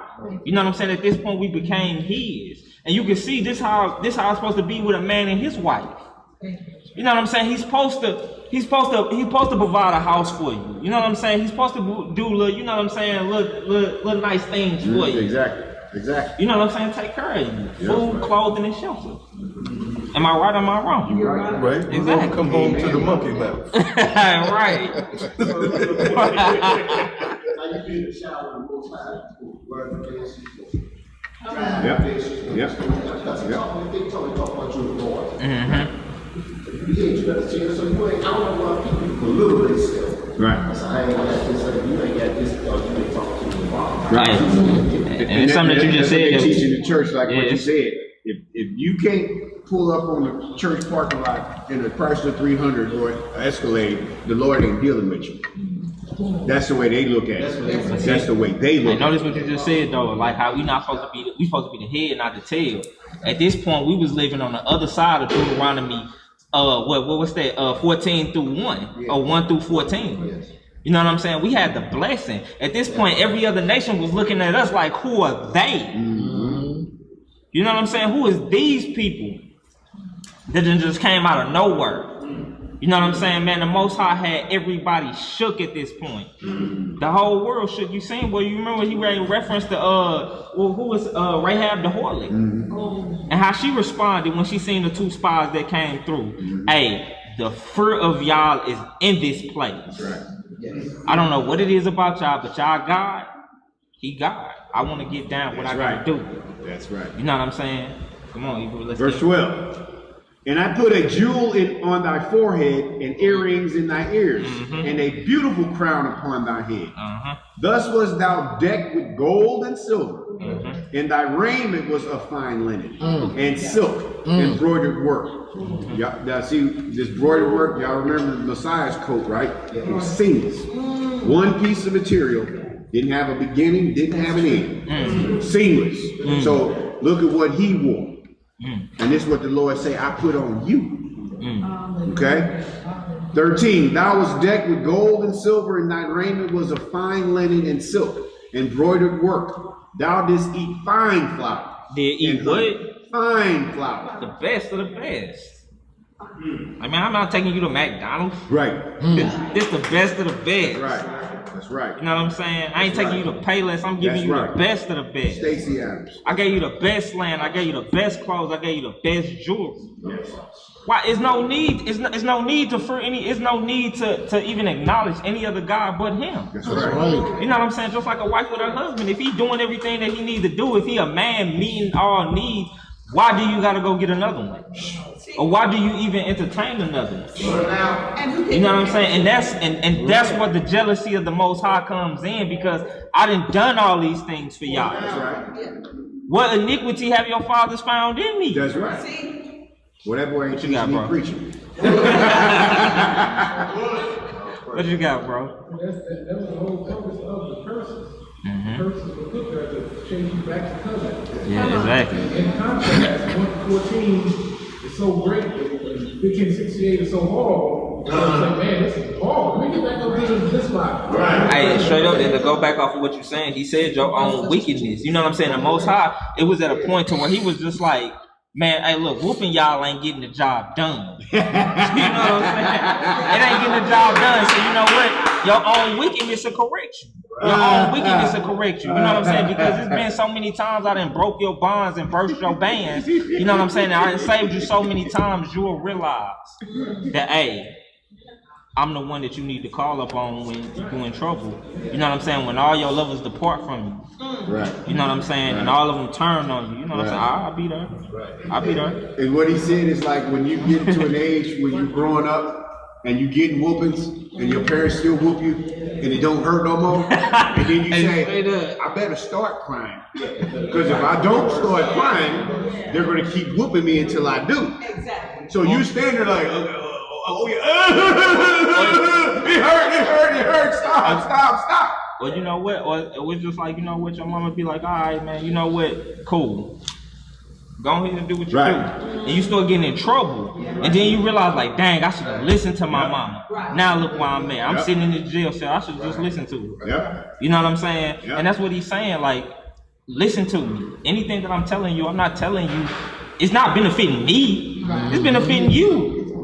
You know what I'm saying? Because like he said in the book of Ezra, in the Apocrypha, he said, what benefit have I got from doing these things unto you? What's the benefit of me? It ain't benefited me none. You know what I'm saying? But it's benefited us. You know what I'm saying? He gave us the best land that there is. Yes. You know what I'm saying? He gave us the best clothes, the best food, the best everything. You said best food, it don't get no better than man, it don't get no. Hey, it don't get no better than bread. He fed us with angels' food. Fed us with angels' food. Anything that you can imagine that it tastes like is going to taste like. He fed us with man's bread. You know what I'm saying? This is going to show you the love that he got for us. Why would we turn our back and why would we go after Baal Peor? You know what I'm saying? Because Baal Peor, he ain't gonna do nothing but pimp you. Ain't gonna do nothing but pimp you out. But that's what we wanted. But that's what you want, because why? You know what I'm saying? We follow after our own lust. We deceive by our own lust. You know what I'm saying? And when lust conceived, it what? It brings forth sin, and sin what? Leads to death. Damn. But see, that's not what the Most High wants. The Most High doesn't want us to die. You know what I'm saying? The Most High, and He's merciful. You know what I'm saying? He's long suffering. He's waiting for each and every one of us to turn back right now and to continue serving Him. Verse 13. Hey, lay them back off that banana bread. We ain't got no GMOs. Show them. Ain't no expiration date. No expiration date. Yahoo! Verse 13. 14. There's a second witness on what you just talking about, bro. Ezekiel chapter 18, verse 32. For I have no pleasure in death of him that died, saith the Lord God. Wherefore turn yourselves and live ye. So it's no pleasure. It's not a good thing for the Most High to see somebody die. You know what I'm saying? Because that's not what He's doing. That's not what His will was when He created Adam. It was to give life to everybody and for us to enjoy it, the life that He gave us. You know what I'm saying? Good precept, Hebrew. All right, 13. Thou wast decked with gold and silver, and thy raiment was of fine linen, and silk, embroidered work. Thou didst eat fine flour and honey and oil, and thou was exceeding beautiful. That was what? Exceeding beautiful. So it's beautiful, but then it's exceeding beautiful. And that's what we was. Come on. And thou didst prosper into a kingdom. And thy renown went forth among the heathen. So meaning your fame, the fame of us went forth amongst the heathen. Come on. For thy beauty. For thy what? For thy beauty. For it was perfect through my comeliness. Notice it said through my comeliness. It was perfect through my comeliness, not ours, but His. Come on. Which I had put upon thee, saith the Lord God. Thou didst trust in thine own, but thou didst distrust in thine own beauty. They did what? Trusted in their own beauty. Instead of trusting in the Most High, we trusted in our own beauty. Like Satan. Like Satan. In Ezekiel 28th chapter.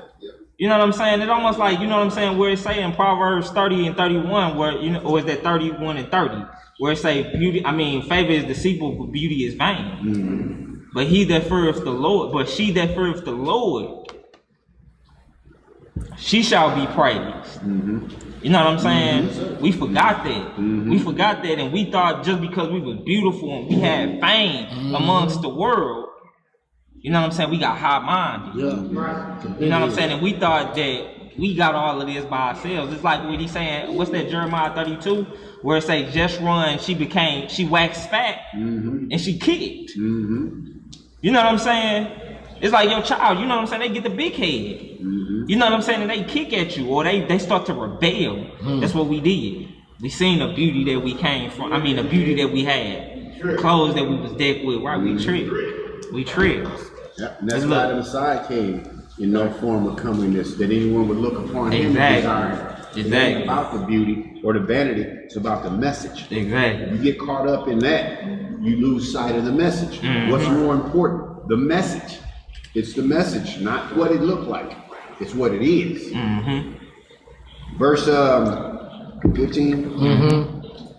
But thou didst trust in thy own beauty, and playedst the harlot because of thy renown, and pourest out thy fornications on everyone that passed by. Everybody. His it was. So he was just giving it up. Free. He just giving it up. Like, her, you passing by her, here you go, it's yours. Squeeze and pleasing. Right, squeeze and pleasing. Come on. 16. And of thy garments thou didst take, and deckest thy high places with divers colors, and played the harlot thereupon. And notice when he say high places, he talking about the places of worship. You know what I'm saying? Where you was worshiping these other gods, because the only place at this point where we was supposed to be worshiping Yahweh was in the temple. You know what I'm saying? But he said you took the garments that he gave us, and we decked out these high places. Come on. And playedst the harlot thereupon. The like things shall not come, neither shall it be so. So he's saying, I'm finna put an end to all of this. This ain't finna continue, not in my house. Come on. Thou hast also taken thy fair jewels of my gold. Of my what? Of my gold. And of my silver, which I had given thee, and madest to thyself images of men, and didst commit whoredom with them. So now you talking about the boldness. Like, look, y'all see what y'all doing?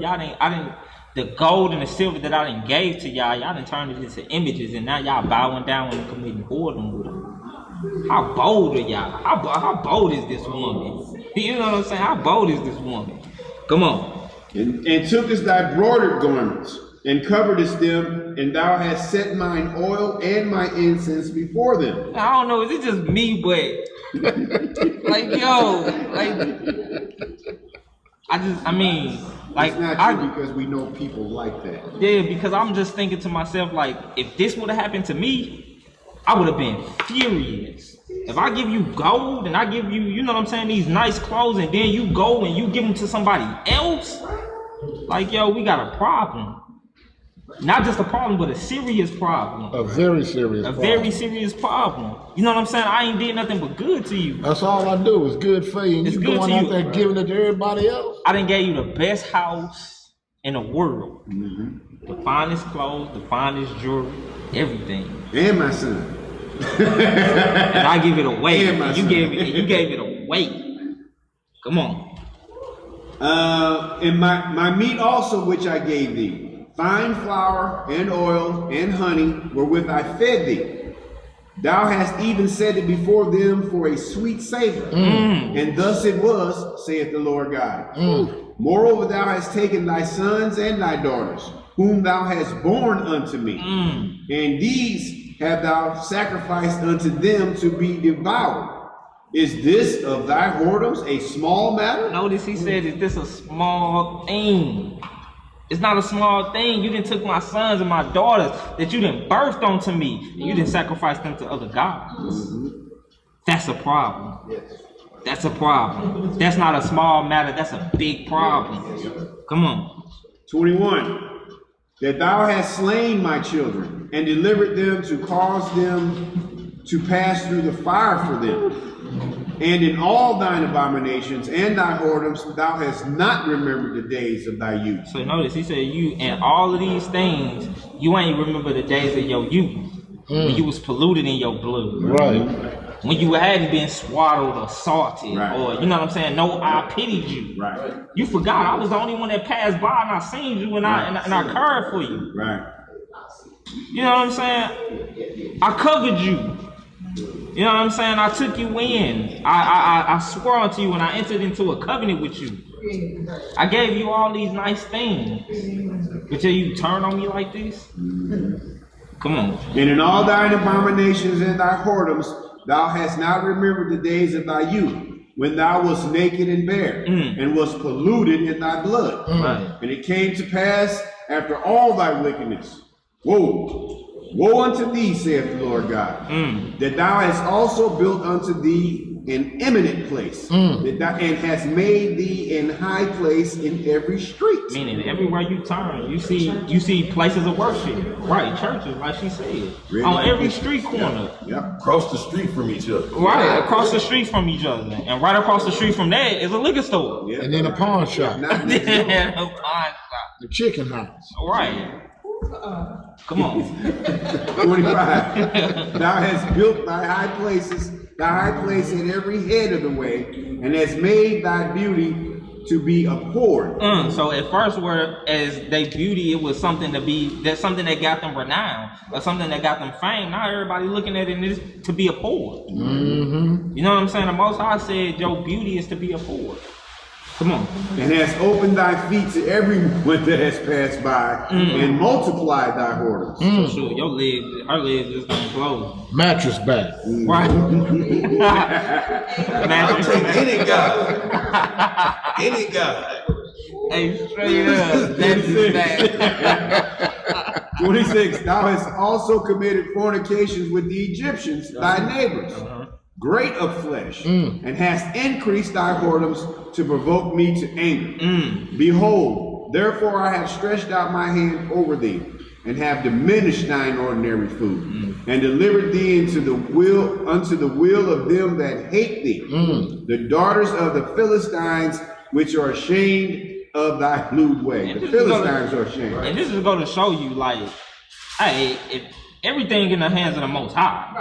You know what I'm saying? Like, hey, I'll protect you, and then also I'll give you over to the hands of them that hate you. Not saying that I'm finna do this, but sure, I just turn my back, and whatever they do, they just do.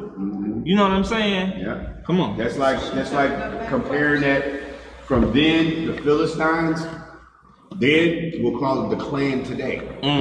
Like what our people went through with our enemies, that because of our disobedience that got us over here, that's them chasing us down, hanging us, and we scared, burning down our houses. The ones that hate us, that was after us. Same thing. And it's going to show you, if the Most High was with us, they would have never been able to do that to us. Right. It's just going to show you, like, he just, at that point, he turned his back on us. He allowed Because remember it. in Leviticus 26, he said, if you continue to walk contrary unto me, I'm going to walk contrary unto you. If you walk against me, I'm going to walk against you. Right. And I'll just let them do what they do to you. Right. So that's an example. Right. That's an example of what he just said there and quoted. That's an example of we have to walk contrary unto people. We can't be messing around with the people like we did. We not them no more. We walked away from that. So just like the Lord say, if you ain't gonna be with me, I ain't gonna be with you.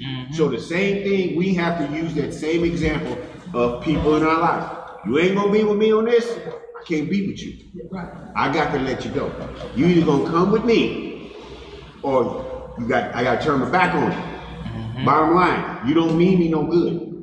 There's nothing that we have to walk together with. If we on this and you on that, we can't walk in agreement. Right. Got to go. Got to go. Got to go. You got to agree in order to walk together. That's right. What you say? So you read 27 where it says, and have diminished your ordinary food. Sort of reminds us again about chicken.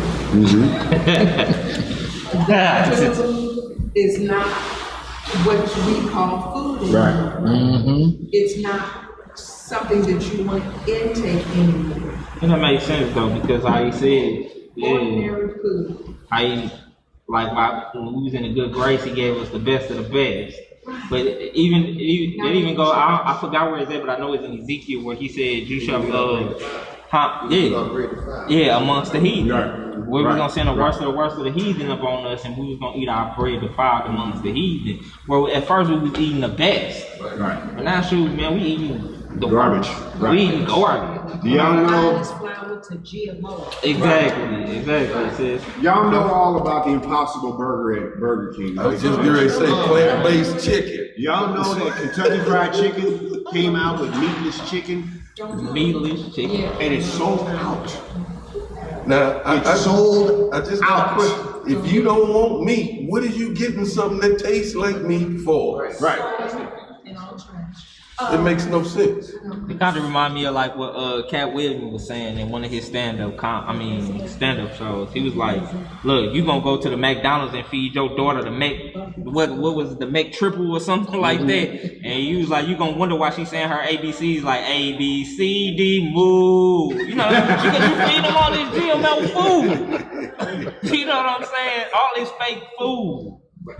But You're eating from, some of the chemicals in it is telling us that they're going to the caves and getting that done. And you're eating that. Yeah, but how else they making that plant taste like meat? Right. Soy does not. They putting something in it. Right. It's all, if it's anything, if they could, like to say, if they could take something and make it taste like something, what you know you're eating is all manufactured. It's all chemical. There's nothing that grows in the ground that they use to make this. It's stuff that they use in their laboratories that they make, and these people are going nuts over it and gobbling it up. Gobbling it up. hold on, let me get this sister first, and then we get This is you. just piggybacking on the food. We Lamb back. We changed that lamb back. On the comment of the food, they are actually in laboratories every day. Right. Exactly. Trying to get that taste Right. that we're looking for. Right. And when we look for it, then they have another chemical that they put in it to make sure that it's addicting. That Right. you keep Exactly. MSG. That's why I said like that chicken sandwich they got. I'm convinced it's dope in there. I am convinced. There's something in there. Man, I seen a picture where, man, the line wrapped around the block. And I'm like, what in the world can possess people to stand in line for that long? It gotta be crack or something up in there. Well, I It gotta had a be chicken crack. sandwich. It was before all this hype, right? It was when it first came out. I work around the corner, so I grabbed one. And when I ate it, I was like, this mug is super good. I ain't eating this no more. I never went back and got another one because I was like, it's something wrong with that. That shouldn't be tasting that good. Right. The chemicals that they're putting in it affects the brain. It goes straight to the neurons. So they give you like a euphoria or something like that. They got a crack food Why is it ingredient. you can get a hamburger for $1 when beef is way more costly per pound than Right. vegetables? So you gotta pay $10 for a salad, $1 for a hamburger. Right. That makes no sense. There's something going on. Hey, that's for real. I seen a thing where it was like a hamburger, some fries and whatnot. It was like $2-3, and then like a container of fruit was like $5.99. I was like, man, that don't make sense to me. Right. You know what I'm saying? Why does it cost more to eat healthier than it is? It's an agenda to kill you off fast. What you got, bro? You can say a lot of stuff that actually on the continent it's the opposite. It costs more to eat junk than it does to eat real food. Right. So here it costs more to eat real food than it does to eat junk. Yeah. And there is, I forgot the name of the chemical, there is a chemical. MSG. The actual ingredient on that chicken sandwich. It's some stuff you can't even pronounce. You got to mess with. But it's one of those chemicals that's really bad for you. There was a movie that y'all old kids might know.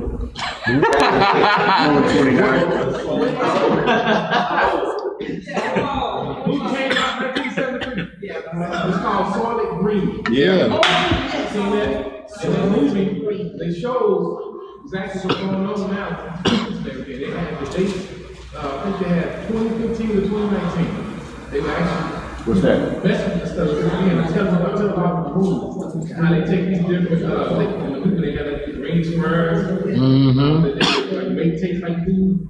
And instead of buying food, they actually bought the squares. It tasted like different kind of food. So it's just the same thing now. They working on being now they brought to fruition.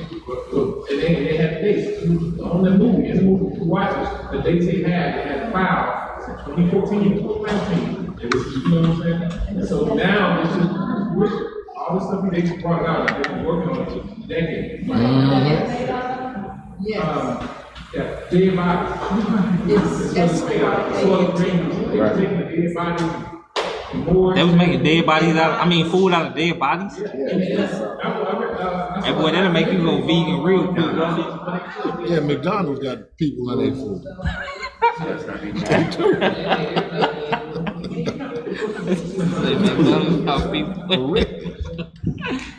Go ahead, T. I got you next. I think with the rising of our culture, a lot of people started leaving, a lot of known Israelites started leaving meats. And I think this whole make vegan taste like meat thing is to keep us in the fold of ingesting unwanted. That's a good point. I never looked at that. And whatnot. Because I was talking to a sister that's We better vegan. try to be like the Most High. He can make manna bread taste like anything. I'm gonna make Hey, vegetables taste like I was just thinking that. I was just thinking that too. He Hey, been I trying to was copy too. off the manna bread when Me he's talking too. about the I was square. literally thinking that. I'll pray. What you got in, huh? And another, just to go along with what you're saying, it's been years ago where they used to pull up with the birth clinics, abortion clinics. They were doing something with that where you could just, they were talking about, they would say, what are you gonna do with these dead babies, these dead babies? They literally took the liver and the internal organs of the baby, and they began to use them in these scientific labs around us. And they've gotten to the point where they harvest so many of them. I can't remember the movie right now, but they harvest, and it's supposed to be a true thing, but this guy went in and he photographed all the things that they were doing. And they literally took these internal organs, and then now they've gotten to a point whereby they can literally put them in your food. They use it for flavoring. Look like, they say it enhances the Yeah, flavor. it enhances flavor. Aborted fetal tissue. They use it in different. Pepsi supposed to got it. Gatorade supposed to got it. Oh, man. Yeah. Yes. You said Pepsi? Yeah. I ain't drank a Pepsi in a couple of years because of that. Done now. And I ain't never heard them deny it. So when they came up with this placenta, that was not the first time. Remember years ago where Oprah said that she was using the placenta for a particular reason? That's not the first time. They just wanted to get the reaction of the people, I believe, so that they would acclimate them to eat their own babies. We as a whole people do not eat humans, but they're trying to say or acclimate our bodies or our taste buds so that it requires human flesh. It was some years ago, I remember seeing this one movie, and please forgive me for not remembering the name of this movie, but when they would go up into the Appalachians, these people literally without food, any strangers that would come there, they would eat the flesh of these humans and cut them up just like, and I'm sorry, babies, but just like they would do steak and right on down the line, and they would literally eat these other humans, and they said it tastes, if you would get past the smell, it was a wonderful taste, and what it did for the babies and for the children. Now, on the other hand, they've been putting fetuses and all this in the immunity. Years ago, I would tell my husband, don't do the flu shots. Immunizations, yeah, they put them in there too. They were putting all these, the babies, parts of the babies and things like that, the whole thing, including the poop and all that, into the immunizations. I taught, there was a class that was taught, and I'm showing you on the back of it, it told about the different, they use not only human, but pig feces, pigs and stuff like that for their immunization. Rats, everything, the whole thing for their immunization. How is rat urine gonna stop me from getting the flu? Yeah, and that's what into our babies when they say, you need to do this immunization. They're putting the dead babies back into some of these shots that they're saying that before this baby leaves the hospital. They ain't just throwing the babies away. No. And it's giving them the taste, and they're causing their bodies to be acclimated for the consumption of other humans. So we have to be aware that when you eat processed foods, that these things are in that, and not only the shots run down the line. Other people in other nations, they won't even take our food. Right, they don't want it. They won't take it because they'll tell you in a minute. I talked with a person recently, and I'm sorry. But I talked with a person recently, and they said that no, we just came over here, and when we began to eat your food, they said literally they began to convulse and get sick. Yeah. So they had to do only certain vegetables, even certain fruit, even because of what they're putting in our foods, and because our bodies are acclimated. That's why it's important. They were saying at one time that they do more fasting So it's not, than we're not even eating real food. and they're not even eating that. So they're saying to other countries, other nations, to this country, this nation, our people will be careful of what you consume So what about because the they fruits are and consuming. They're vegetables? trying to make us more adapted to eating human flesh.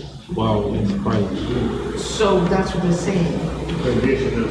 All right, we gotta read on. I'm sorry, please. We had, Yeah, Daniel ain't here, so we got about another 15 minutes, y'all. About another 15 minutes. Hey, before you go any further, brother, go about a movie match that you want to share with us. That's Soil You and got Green. Soil and Green. Yeah. That movie is, like you said, in fact, 73. It all basically boils down to, like, when you die, you know, they take you, they had to think that they was burying you. Right. But really, they was doing it like a hot dog.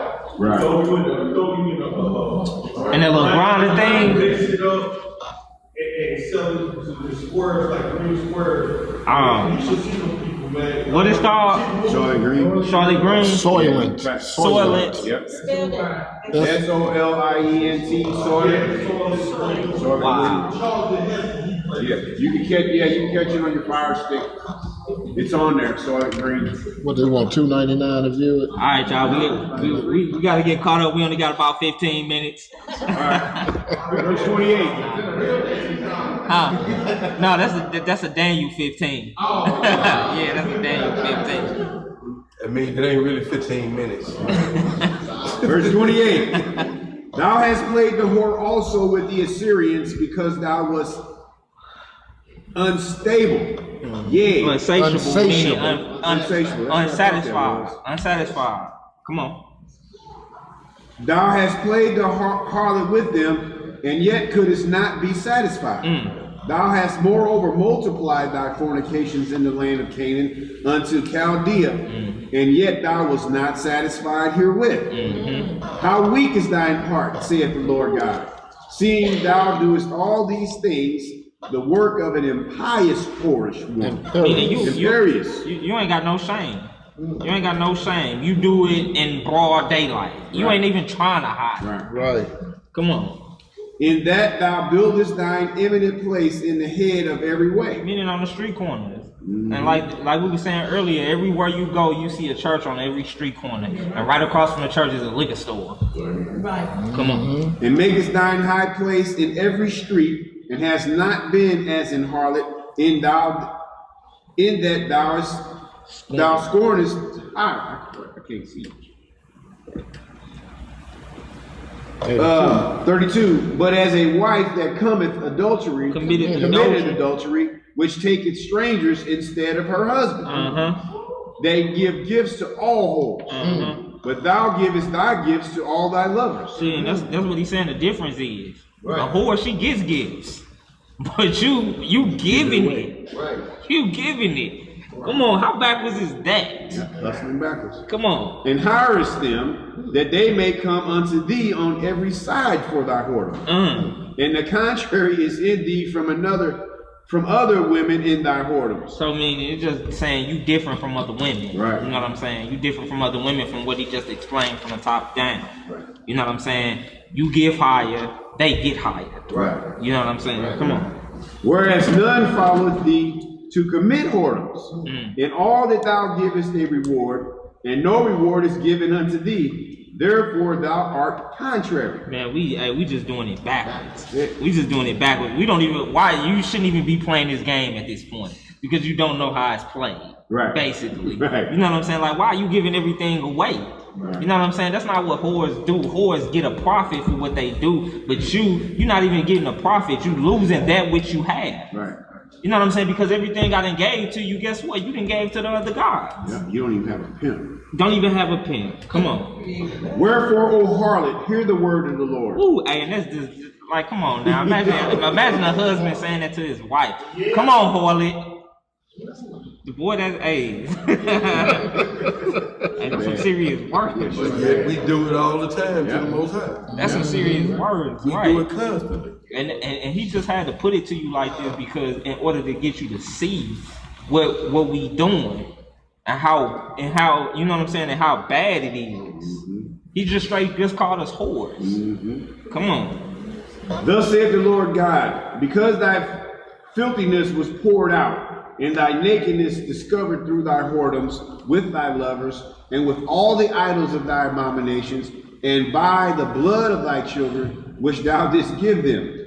Behold, therefore I will gather all thy lovers, with whom thou hast taken pleasure, and all them that thou hast loved, and all them that thou hast hated. I will even gather them round about against thee, and will discover thy nakedness unto them, that they may see all thy nakedness. That means that it's like you thought you were exclusive with this whore. And you show up and you see 100 other men there at the same time, and all of y'all are looking at each other like, who is you? And that's why he said this was mine. And right, and that's why he said at this point your beauty shall be abhorred, though. Because now everybody's showing up and they looking like, hold on, wait a minute. Right, you've been doing this. He didn't just strip you naked and show all your sins to everybody. Everybody then showed up at the same time at the same spot. Right. Getting ready to do the same thing. Right. And now everybody looking like, hold on, wait a minute. I thought we was exclusive like he was saying. Oh no. Right.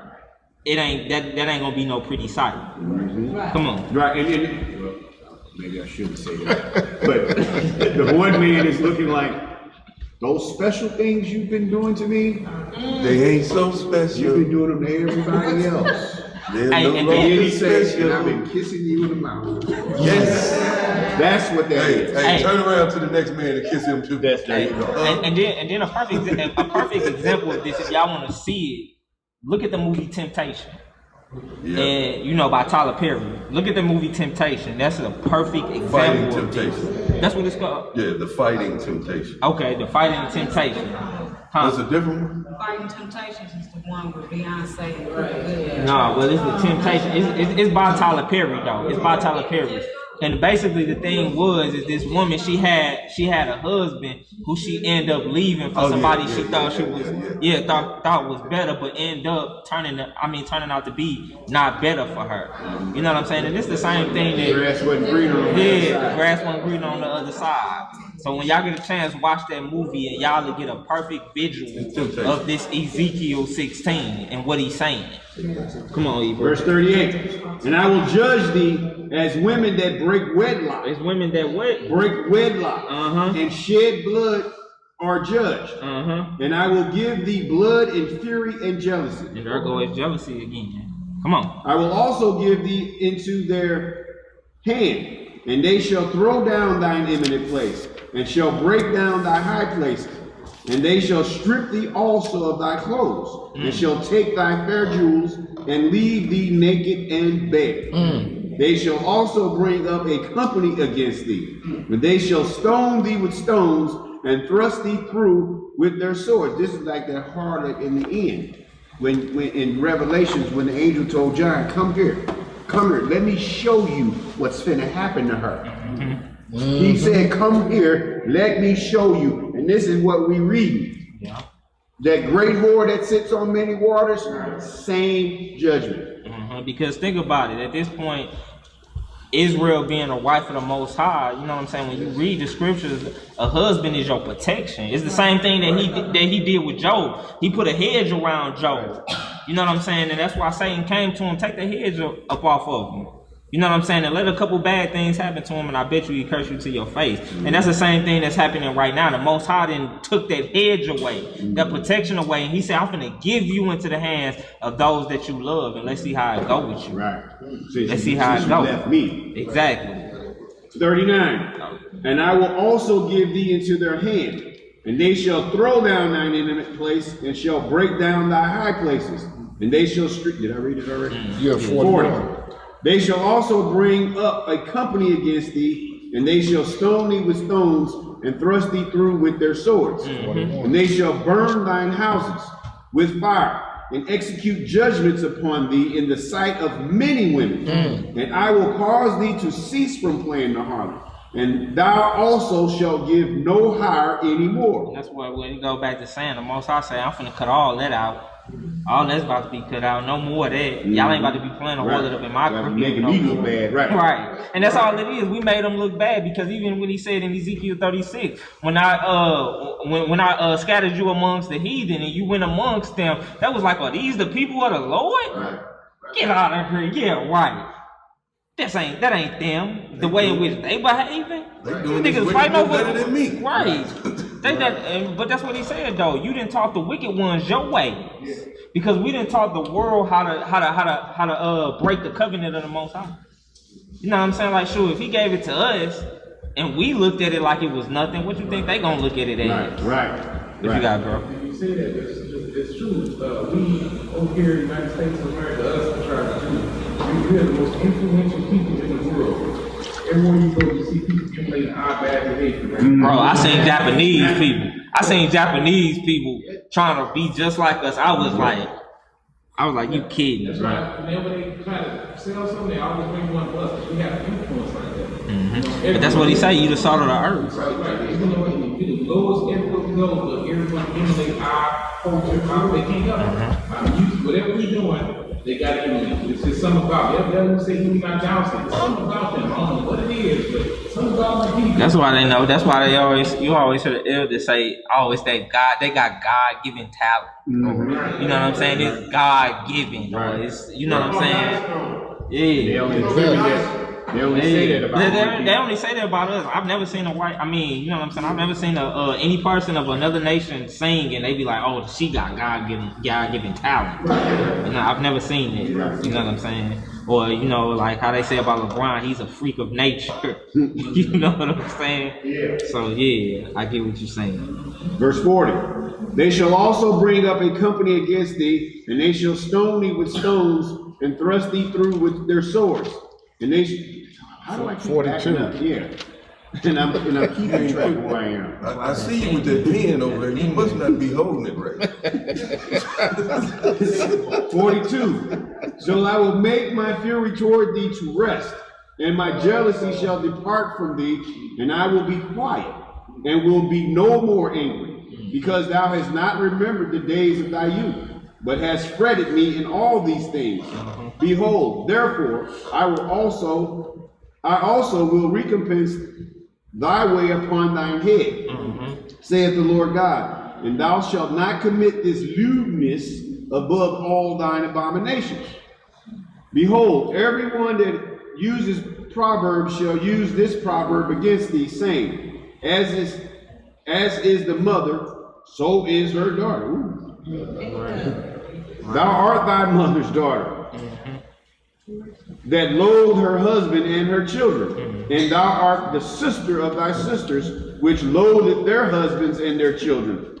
Your mother was an Hittite, and your father an Amorite, and thine elder sister is Samaria, she and her daughters that dwell at thy left hand, and thy younger sister that dwelleth at thy right hand is Sodom and her daughters. It's just talking about all spiritually. You know what I'm saying? Because at this point, the Lord said, had not left you alone, you would have became as Sodom and you would have became as Gomorrah. You know what I'm saying? Our behavior was just that bad. You know what I'm saying, man? We was off the chain. You know what I'm saying? The Lord had to do what he had to do at this point because, boy, you know what I'm saying? And you know what he had to do to Sodom and Gomorrah because of their behavior. Had to incinerate them. Come on, Ephraim. Verse 42. 47. 47, I can see it, it's 47. We got to get you a new Bible or some better glasses or something. You remind me of Red Fox on Harlem Nights, calling them dice. Boy, you don't know what it is. Like spoiled rotten children. Have you ever run into spoiled rotten children? Yeah. And they've been given everything. Yeah, that's exactly how it is. And then after they've been given everything, and then you look for them and you're like, didn't your mama just tell you to sit down? Didn't your daddy just tell you to? And you are, but they're just being children. No.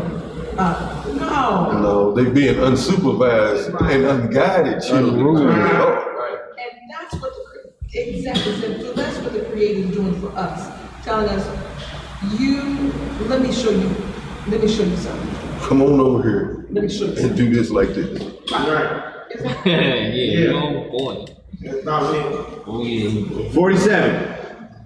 Yet hast thou not walked after their ways, nor done after their abominations. But as if it were a very little thing, thou wast corrupted more than they in all thy ways. As I live, saith the Lord God, Sodom thy sister hath not done, she nor her daughters, as thou hast done, thou and thy daughters.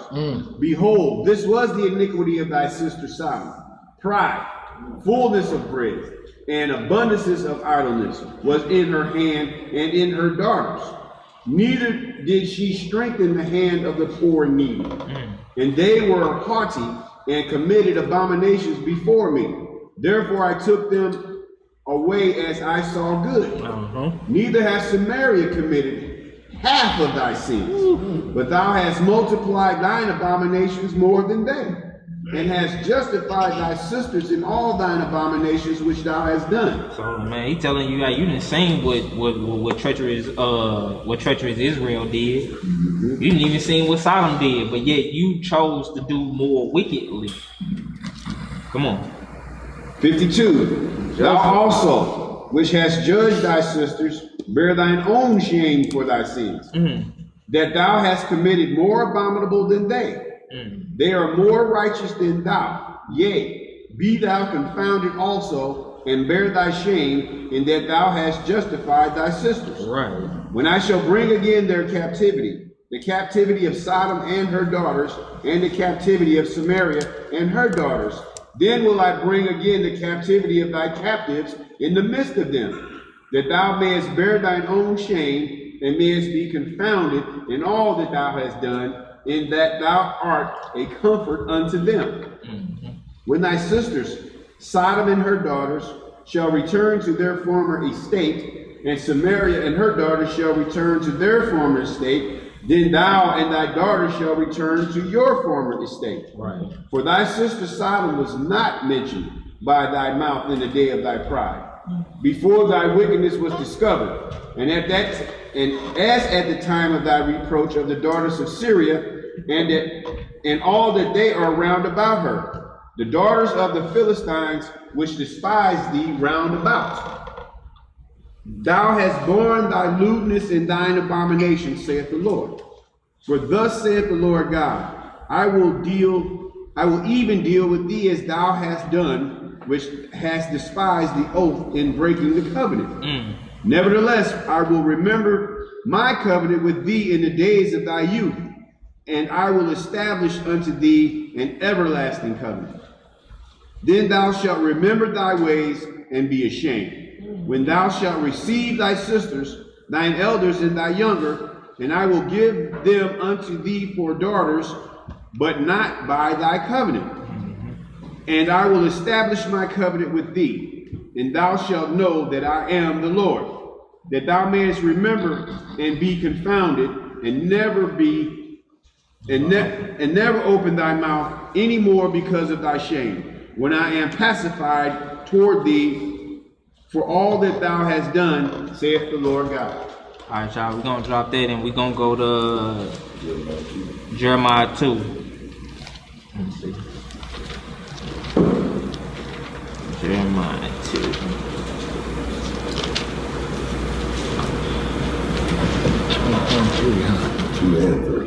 Two and three. Okay, so long. Yeah. Isaiah 44. I can see some notes in our future. Notes. Homework. Let me get on. Oh yeah. I'm saying, you know what? Hey, just write down. Just y'all just yeah. I'm finna say y'all just read Jeremiah 2 on y'all own, and we gonna just jump straight to 3. All right, that's cool. Yeah. I did one. I ain't tripping. Don't matter to me, as long as this word go forth. Yes, sir. Jeremiah 3. Jeremiah 3, y'all.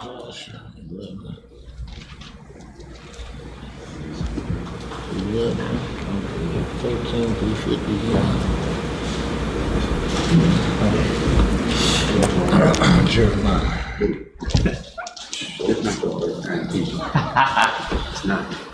Jeremiah chapter 3, verse 1. Y'all there?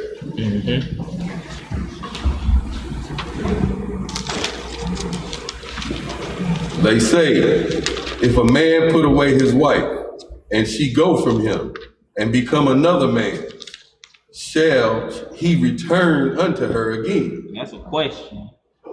If I put away my wife and she go and become another man, can she return to me? That's Deuteronomy chapter 24. Where he say if you put away your wife and she go and marry another man, she can't come back to you. Because at that point she becomes what? Defiled. Right? Come on.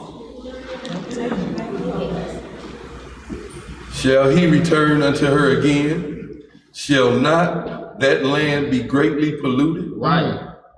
But thou hast played the harlot with many lovers. Yet return again to me, says the Elohim. Exactly. But if we return to him again, then we always go and play the harlot, but then we'll come right back to the Most High when we find ourselves in trouble or in need. Come on, bro. Lift up thine eyes unto the high places, and see where thou hast not been lain with. In the ways hast thou sat for them, as the Arabian in the wilderness, and thou hast polluted the land with thy whoredoms and with thy wickedness. Therefore, the showers have been withheld. The showers have been withholden, and there has been no latter rain. And thou hast a whore's forehead. Thou refusest to be ashamed. So they saying, man, you just being an outright whore. And ain't even ashamed of it. And ain't even ashamed of it. You just do what you do and you ain't got no shame. Anybody come, hey, are you doing, you know what I'm saying? Ain't no shame in my game. Ain't no shame in my game. There should be some shame in your game. Exactly. You say you got a whore's forehead. Boom. You might well stamp whore across your forehead. Because that's what you're doing. Come on. Wilt thou not from this time cry unto me, my father, thou art the guide of my youth? Will he reserve his anger forever? Nope. Will he keep it to the end? Behold, thou hast spoken and done evil things as thou couldst. Oh, okay. I'm thinking I said something wrong. You know, I mean, reading the wrong words sometimes. I thought I was tripping. Verse 6. The Lord said also unto me in the days of Josiah the king, hast thou seen that which backsliding Israel hath done? She is gone up on every high mountain and every green tree, and in there has played the harlot. Man, this ain't no new thing. This ain't no new thing, man. We've been playing the harlot. Right.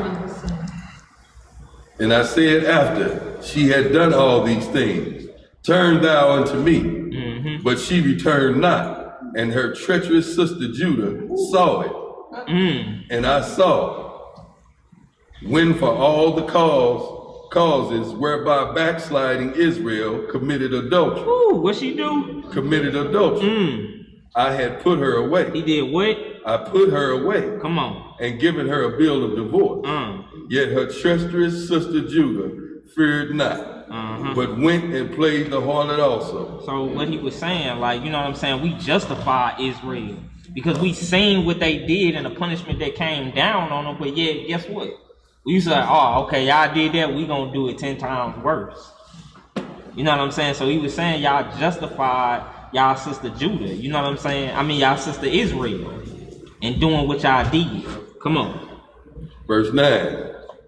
And it came to pass through the likeness of her whoredom that she defiled the land and committed adultery with stones and with stocks. And yet for all this, her treacherous sister Judah hath not turned unto me with her whole heart, but vainly said the Lord.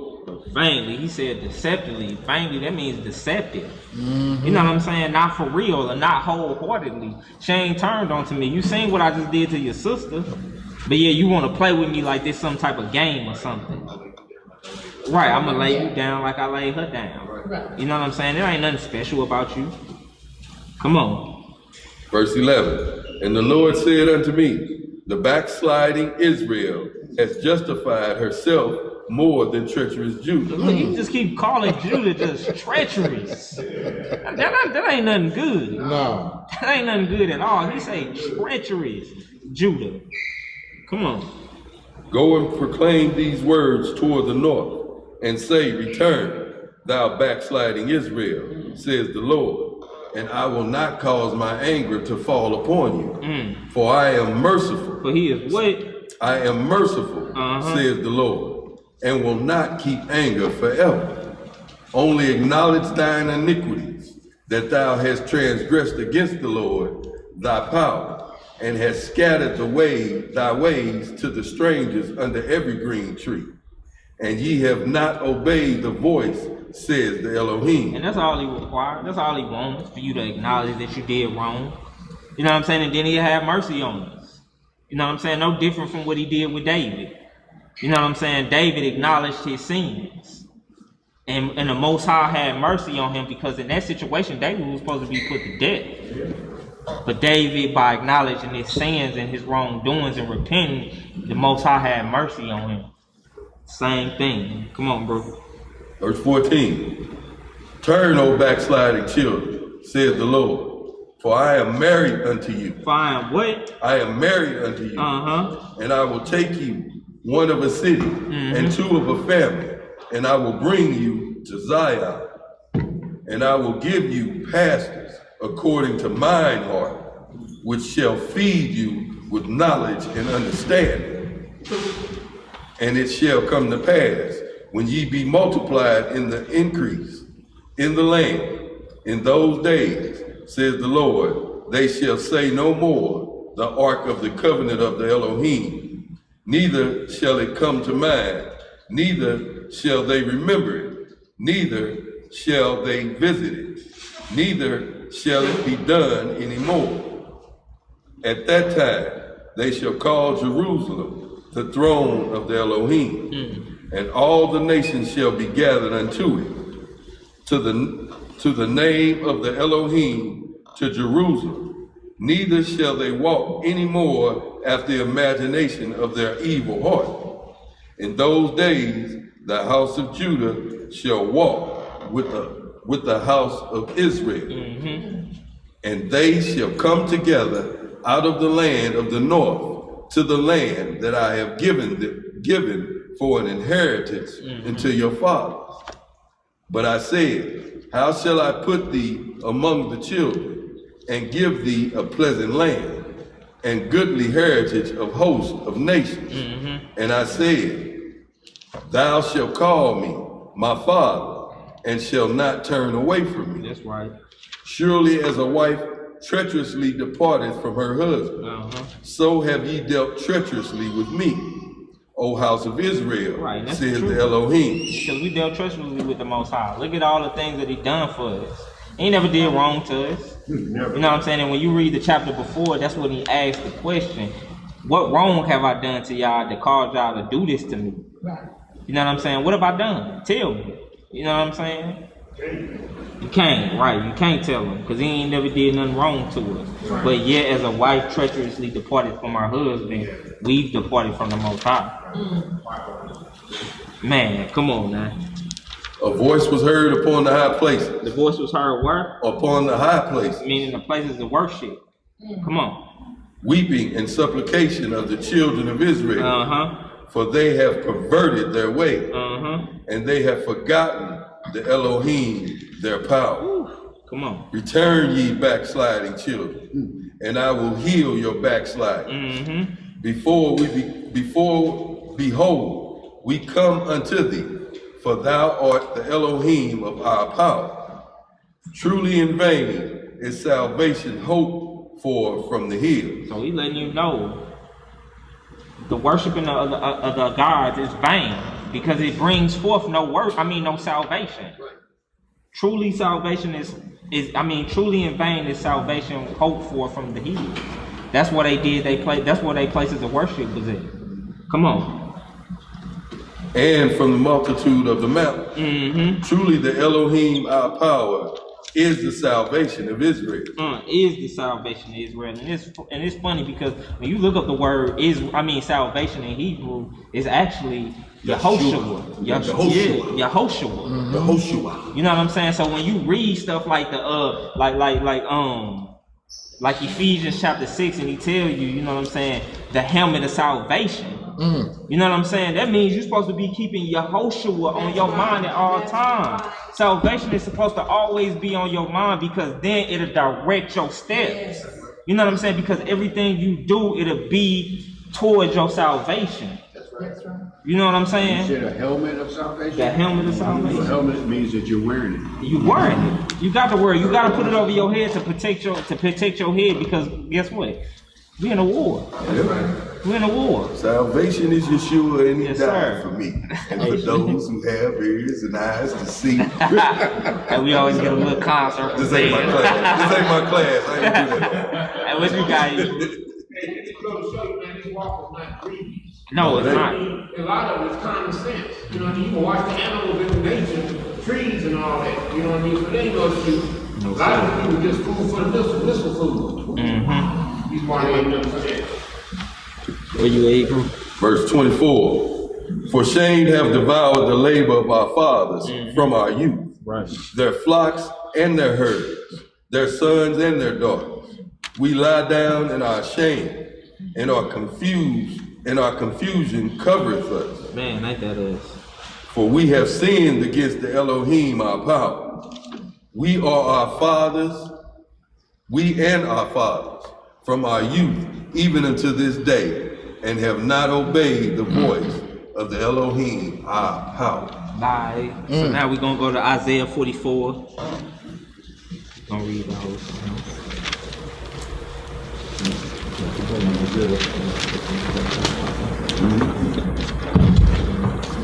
Isaiah 44.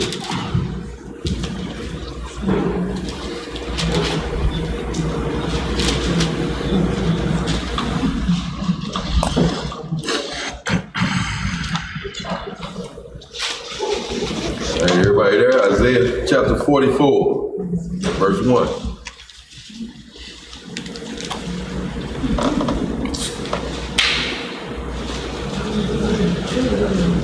Sound like a pyramid. Look, I look right at my red girl. What was that? Was that Frosty? As soon as I get you the ride. Isaiah chapter 44, verse 1. Yet now hear, O Jacob, my servant, and Israel, whom I have chosen. Thus says the Lord, that made thee and formed thee from the womb, which will help thee. Fear not, O Jacob, my servant, and thou, Jeshurun, whom I have chosen. For I will pour water upon him that is thirsty, and floods upon the ground, upon the dry ground. I will pour my spirit upon thy seed, and my blessings upon thy offerings. See, this is the Lord here talking to this people up front. He's telling this people I chose you, and I'm gonna do all these things for you. But then not even only that, but he told you, I formed you. Even from the womb, as opposed to graven images, you formed me. He said, I formed you from the womb, and I shall help you. Come on, you boy. You at? Verse 4. Verse 4. And they shall spring up as among the grass, as willows by the water course. One shall say, I am the Lord's, and another shall call himself by the name of Jacob, and another shall subscribe with his hand unto the Elohim, and surname himself by the name of Israel. That's right. Thus says the Lord, the King of Israel, and his Redeemer, the Elohim of hosts. I am the first, I am the last, and besides me there is no God. There is no power besides him. No, sorry, that was my own interpretation. And who, as I shall call, and shall declare it, and set it in order for me, since I appointed the ancient people, and the things that are come, or that are coming and shall come, let them show unto them. So basically he's telling you, like, hey, if these idols are great, these idols are gods, let them tell you what's gonna come and what shall be. Right. You know what I'm saying? Let them tell you if they gods. Because that's what he's saying. That's what I do. That's what I do. I'm gonna tell you not only what, you know what I'm saying, not only what's finna come, you know what I'm saying? So let them do the same thing if they be gods. Come on. Fear ye not, neither be afraid. Have not I told thee from that time, and have declared it? Ye are even my witnesses. So he's telling you it ain't no need to be afraid. Ain't no need to worry. I got you, because I already told you what's gonna happen. Come on. Is there a power besides me? Nope. Yeah, there is no power. None. I know not any. They that make a graven image are all of them vanity. It's all vanity, because it's like a striving after the wind or tracing after the wind. It's pointless. You know what I'm saying? You can't catch this vapor that just went into the earth. It's pointless. Right. All of them that make graven images. Come on. And their delectable things shall not profit. Meaning they're precious things. The precious things that you have, it shall not profit you. Come on. And they are their own witnesses. They see not, nor know that they may be ashamed. That they may be what? Be ashamed. Come on. Who has formed a God or molten a graven image that is profitable for nothing? That's a question. Who did this?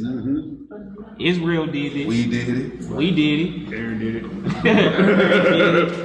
Come on. Behold, all his fellows shall be ashamed. All his fellows shall be a what? Ashamed. Meaning confounded. Because you can't trust in these graven images and think something gonna happen. You're gonna get into trouble and they're gonna deliver you from it. It's not gonna happen. Because like he said, they see not, they smell not, they hear not. They can't do nothing. You made it. You made it. Opposed to the Lord, he said he made you, formed you in the womb. I shall carry you to your grave hairs. Come on. Verse 11 again. Behold, all his fellows shall be ashamed, and the workmen, they are of men. Let them all be gathered together. Let them stand up. Yet they shall fear, and they shall be ashamed together. The smith with the tongs both work in the coal. Talking about a goldsmith. He worked with the tongs. He worked with his instruments, and he manipulate the gold. Come on. And fashioned it with hammers. And work it with the strength of his own. Come on. Yeah, he is hungry, and his strength faileth. He drinketh no water and is faint. That's right. The carpenter stretcheth out his ruler. He maketh it out with a line. He marketh it out with a line. He fitted it with planes, and he marked it out with the compass, and make it after the figure of a man, according to the beauty of a man, that it may remain in the house. Just talking about the building of an image. You know what I'm saying? He used the statue of ruler. David, so right. to mark it out. You know what I'm saying? Okay, I want it to be this high, I want it to be this wide. You know what I'm saying? So he mark it out, and he do what he do with his instruments, and he making it after the likeness of a man. Come on. Verse 14. He heweth him down cedar, and he taketh the cypress and the oak, which he strengthened for himself among the trees of the forest. He planted an ash, and the rain does nourish it. Talking about all these different trees, all these different stocks of woods. You know what I'm saying? He plant them in the forest, he chop them down. Come on. Then shall it be for a man to burn. Then shall it be for a man to burn, because that's what you use wood for. You use it to burn. Come on. For he will take therefore and warm himself. Exactly. Come on. Yeah, he kindleth it and baketh bread. Yeah, he maketh a god. He maketh the what? A god. And worship it. He maketh it a graven image and falleth down thereunto. Now, how silly is that? How silly is that? Where's the wisdom in that? Where's the understanding in that? Make me a god. Right. I can worship it. But not only that, but after you done chopped it down, after you done watched it grow, you done grew it. You done chopped it down. You didn't use part of it to burn to keep you warm. The other part you didn't burn to make food. Yeah. And then you make a graven image, and then you bow down and you worship it. Where's the wisdom in that? Where's the understanding? Opposed to you just going ahead and worshiping the true God. Right. That done gave you life, that done formed you in the womb.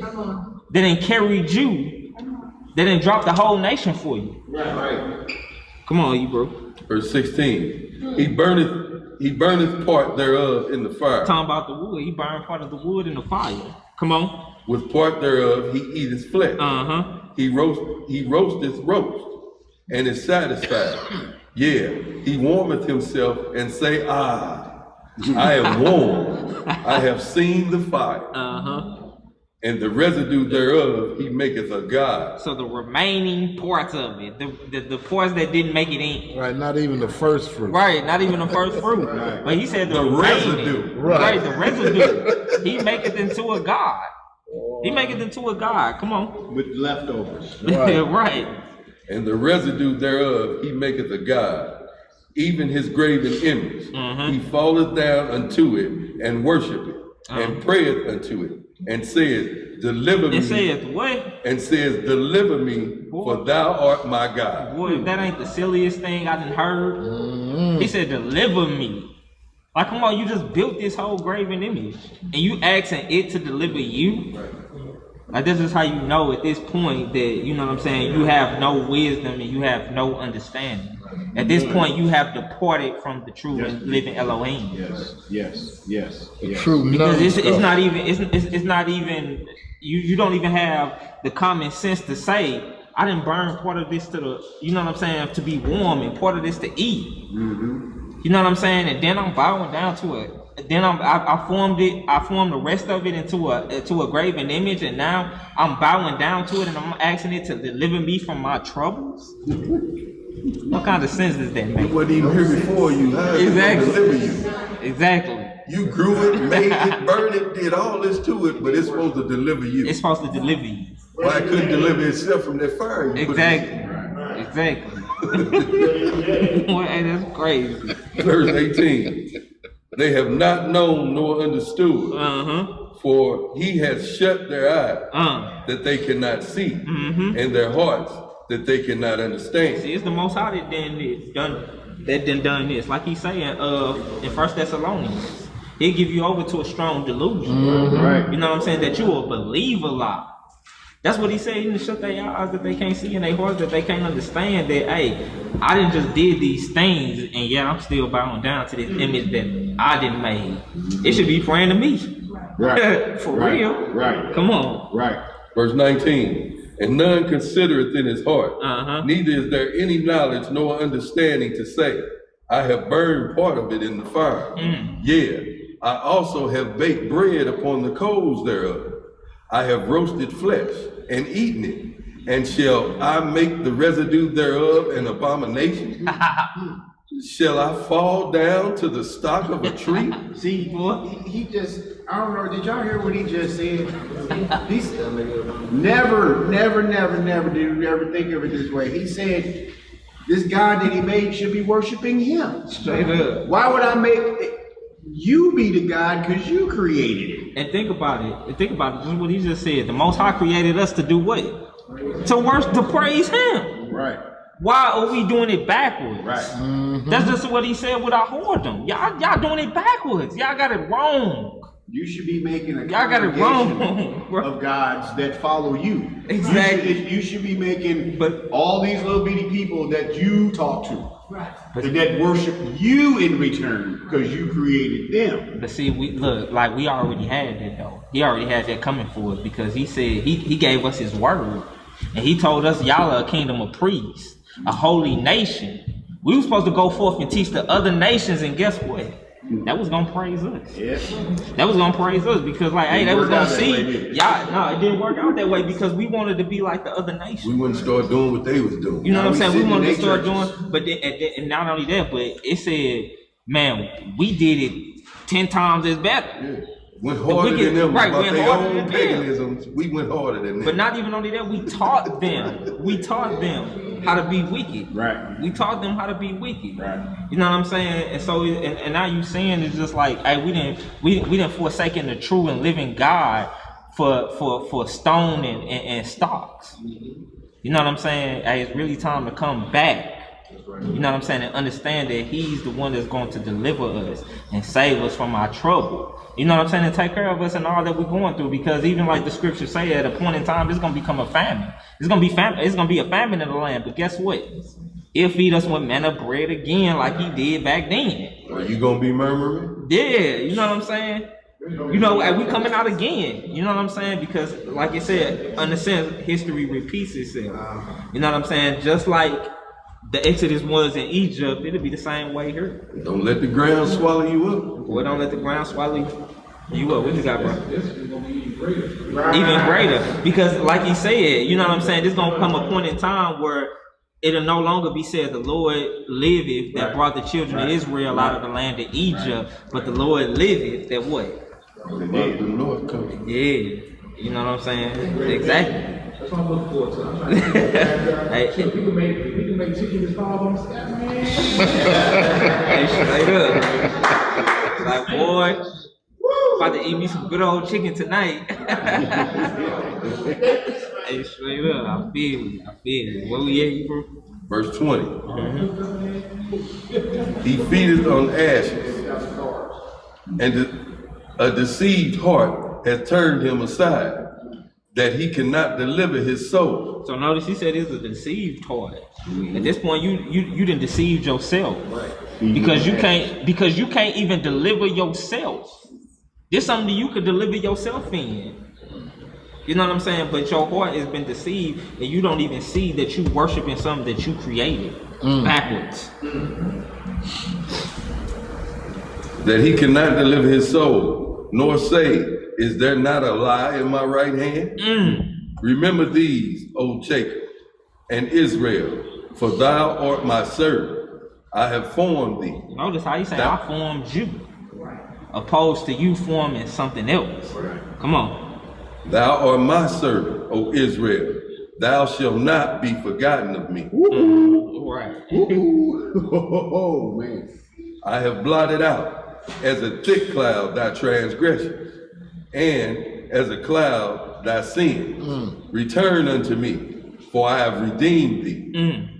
Sing, O ye heavens, for the Elohim hath done it.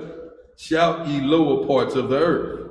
Break forth into singing, ye mountains, O forests, and every tree therein. For the Elohim hath redeemed Jacob, and glorified himself in Israel. Thus says the Lord thy Redeemer, and he that formed thee from the womb. I am the Lord that maketh all things, that stretcheth forth the heavens alone, that spreadeth abroad the earth by myself.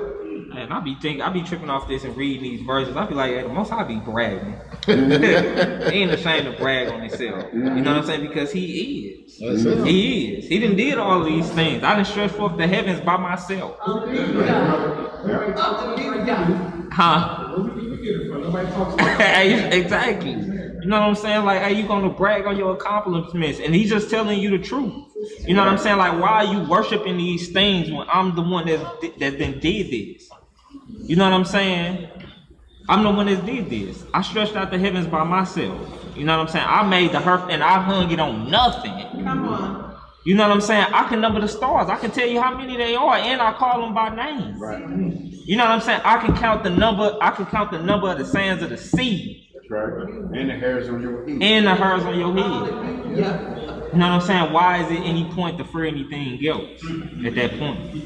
Come on. And then what he's saying here too is that he's saying that he does all these things, but he's talking to a people that he constantly is at war with for disobedience. And a person that he didn't showed himself to, because he said, y'all are my witnesses. Right. Y'all seen this. It ain't like he talking to somebody that doesn't know him. Right.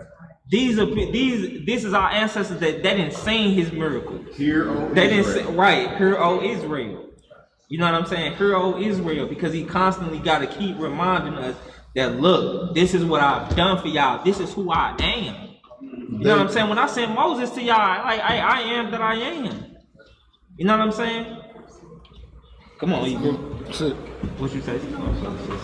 It's just like, here's the one who created everything that you can see and don't see. Exactly. Everything.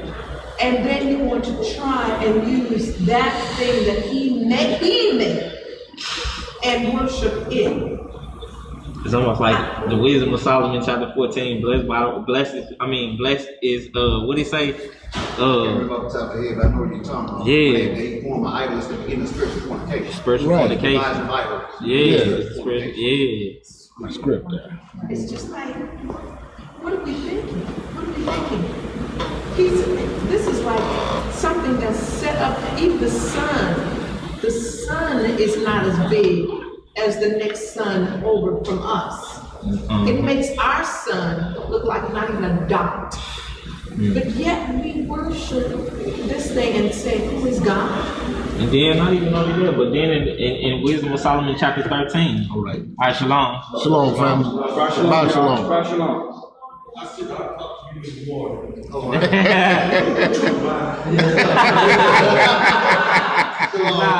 Shalom, family. We pray to see y'all again. Most High be with you all. Most High be with y'all.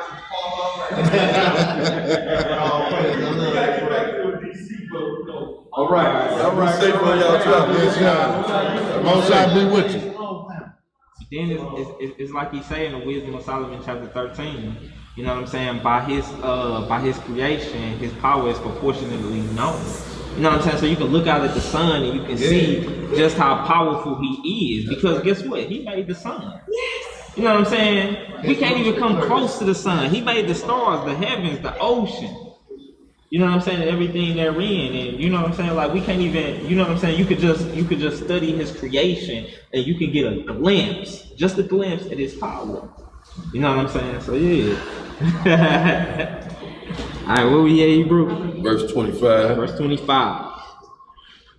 That frustrated the tokens of the liars and maketh diviners mad. Diviners mad. Diviners mad. Yeah.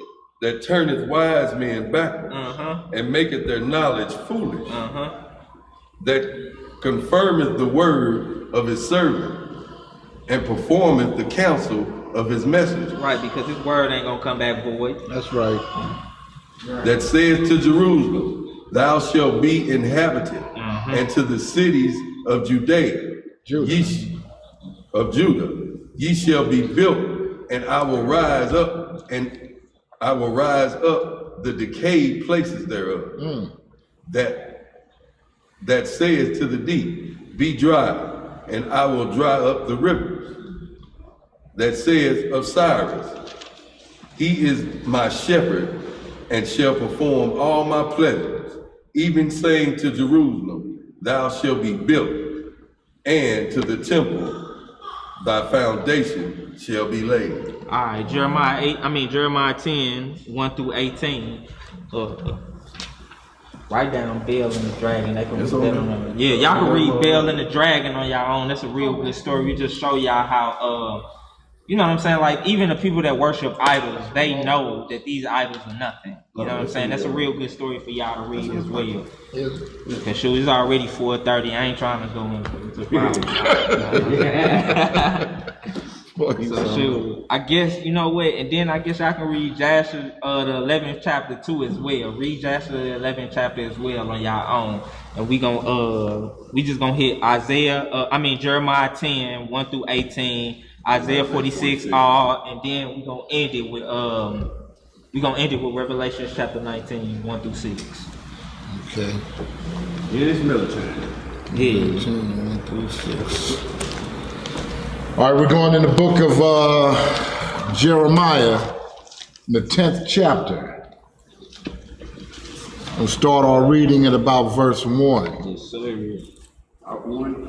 Yeah. If they had a negative one. Right. Yeah. The book of Jeremiah, chapter 10 and verse 1. Get some understanding, family. Yes, sir.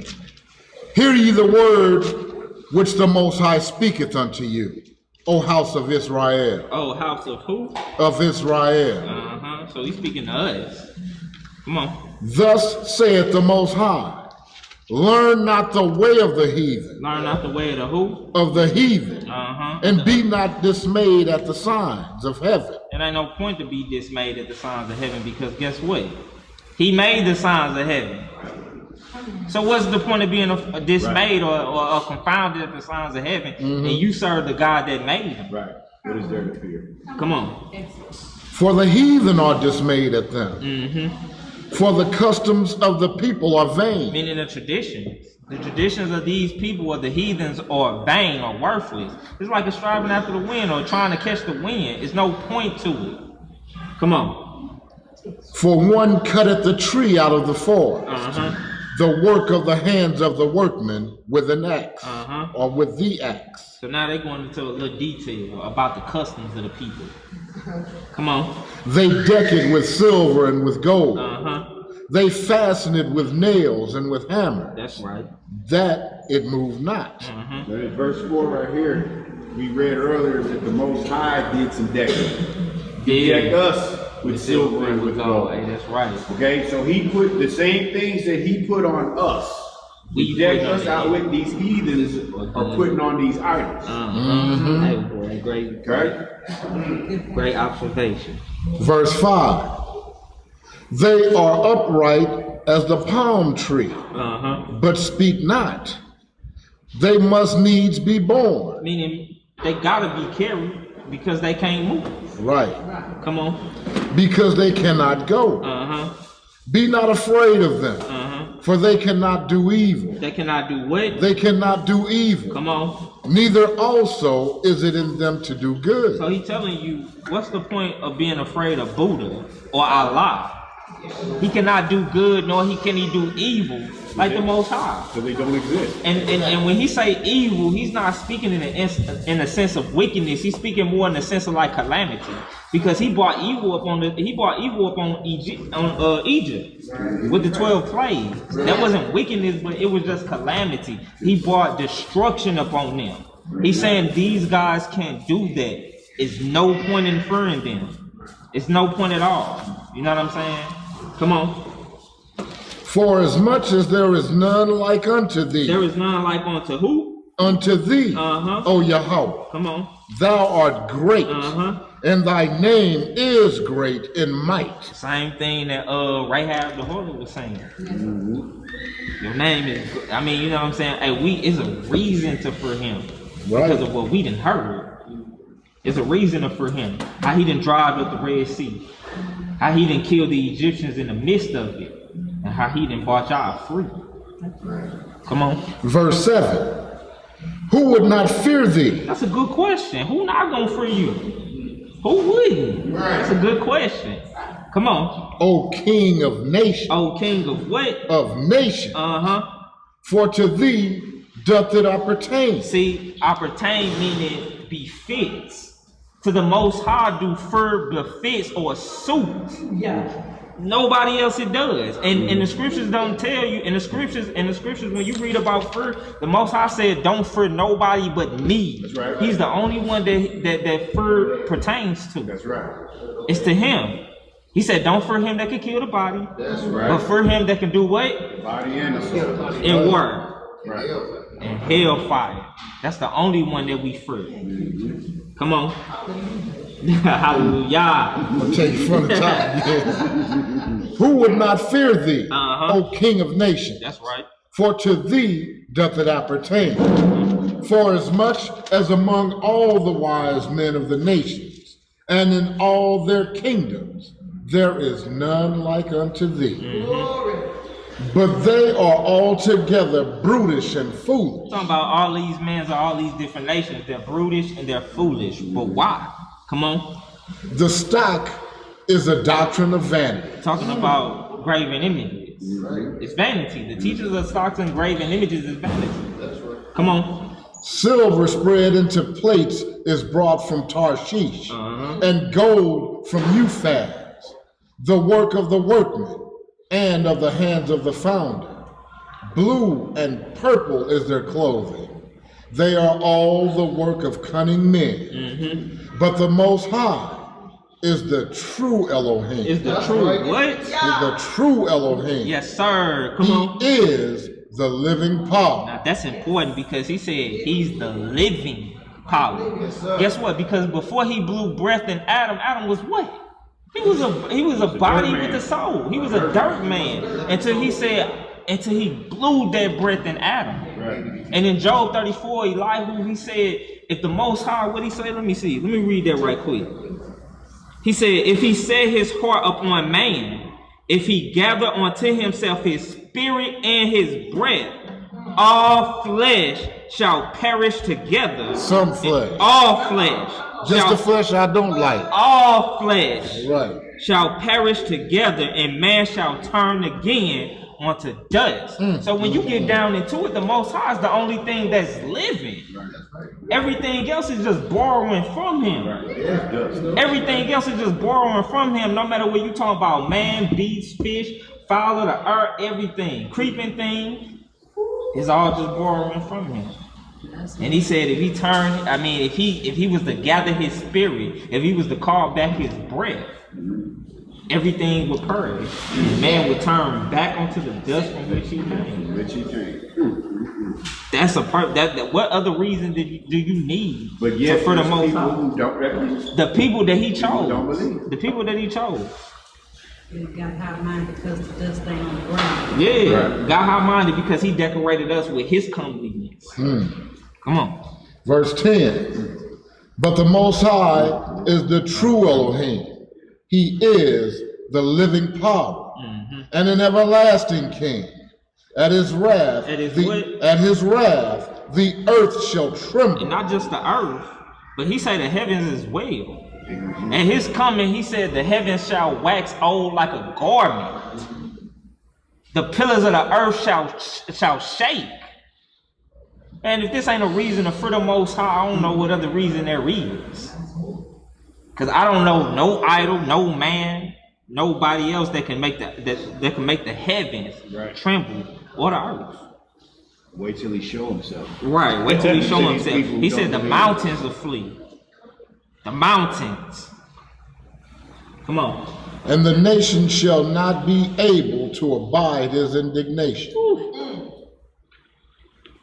Verse 11.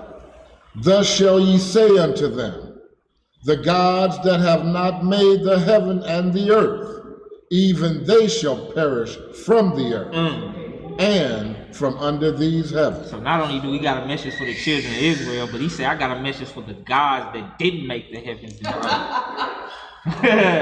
Hey, ye shall perish. Where it says cursed is the idol and the man that made it. The man that made it. Look, let me put it to you like this. I forgot where it's at, but it's in the book of Judges. I think it's Judges chapter 5. But when the Ark of the Covenant had got taken from the children of Israel when we was battling with the Philistines, right? And the Philistines ended up taking it back to their temple of Dagon. Yeah. They came back the next day. Dagon was on his hands and his knees before the Ark of the Covenant. They set Dagon up.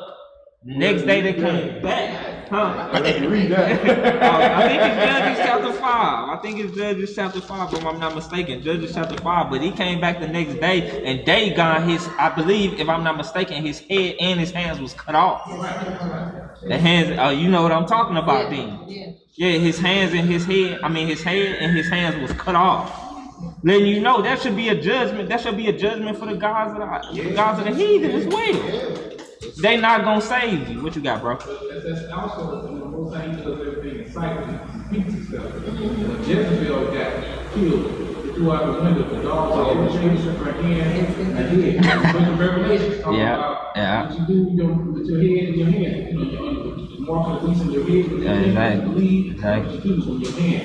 It all correlates. Tell me what you think, what you believe, what you do is going to be good. And then not even only that, but then and when you read the book Ezekiel, I forgot what chapter it is. But the Most High, when he was, Christ, when he was telling, when he was showing Ezekiel the vision, he had sent forth angels to kill everybody. He said, everybody that don't got my mark in their right hand or in their forehead, put their lights out. So Satan is a copycat, you know what I'm saying? Satan is a copycat, but see, the thing is, the Most High, his mark was spiritual. Satan, his mark is physical. You know what I'm saying? Where we at? Verse 12. He hath made the earth by his power. He hath established the world by his wisdom. And hath stretched out the heavens by his discretion. So you see that he got power. He got wisdom and discretion. Come on. When he uttereth his voice, there is a multitude of waters in the heaven. And he causeth the vapors to ascend from the ends of the earth. And it's just showing you the difference between the Most High and these idols, because whereas these idols, they have eyes but they see not, mouths but speak not, legs but they can't walk. The Most High, he got wisdom, he got discretion. You know what I'm saying? He can make things. He can breathe life into things. Come on. He maketh lightnings with rain, and bringeth forth the wind out of his treasure. Every man is brutish in his knowledge. Every founder is confounded by the graven image. For his molten image is falsehood, and there is no breath in them. No what? No breath in them. So if it ain't no breath in them, how shall they breathe life into you? Right. You know what I'm saying? Come on. They are vanity. They are what? They are vanity. Worthless, profitless. There's no advantage in serving them. Come on. And the work of error. And the work of who? Error. In the time of their visitation, they shall perish. The portion of Jacob is not like them. For he is the former of all things. And Israel is the rod of his inheritance. The Most High of hosts is his name. And I just want to hit this Sirach chapter, what's that? Sirach chapter, what was that Hebrew? Sirach chapter 2? Yeah, Sirach chapter 2. Because he kept talking about how like serving these graven images, you know what I'm saying, you'll be ashamed.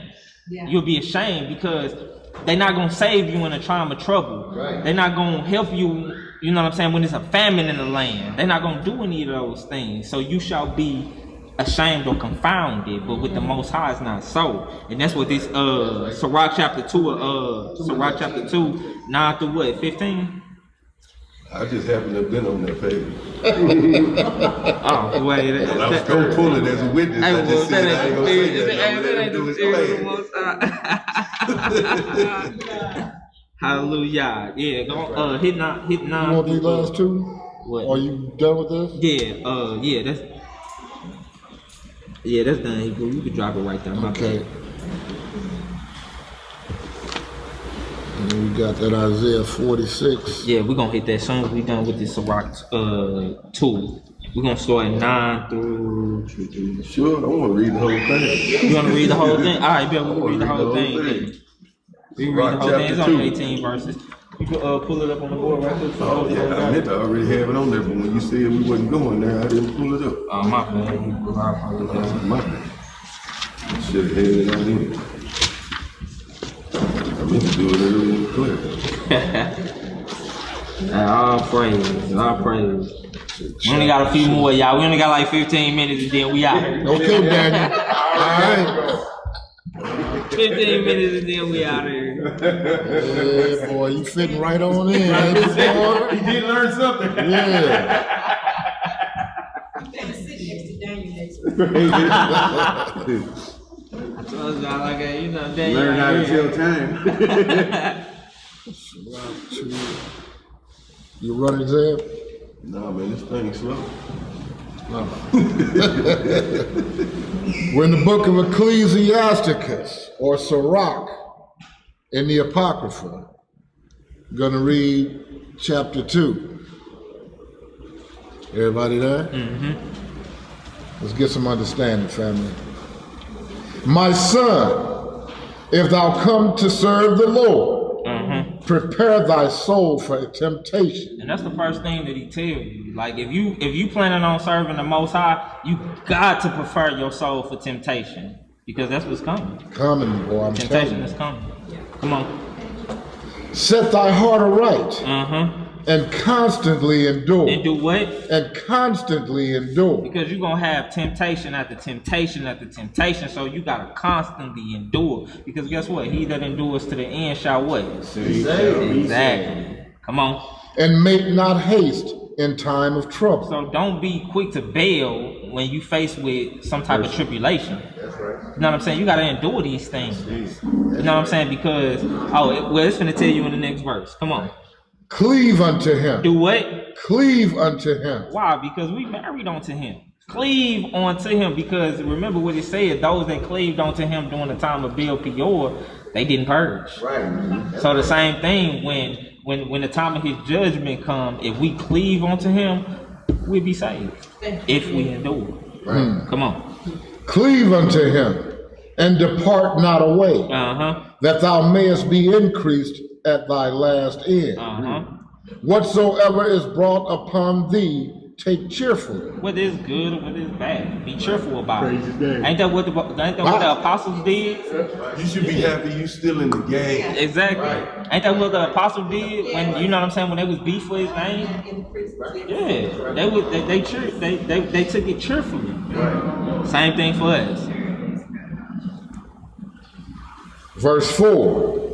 Whatsoever is brought upon thee, take cheerfully, and be patient when thou art changed to a low estate. For gold is tried in the fire, and acceptable men in the furnace of adversity. So look, you gotta go through some adversity. You got to go through some adversity in order to be refined or to be made better. Come on. Believe in him. Believe in who? Believe in him. And he will help thee. Order thy way aright, and trust in him. That's right.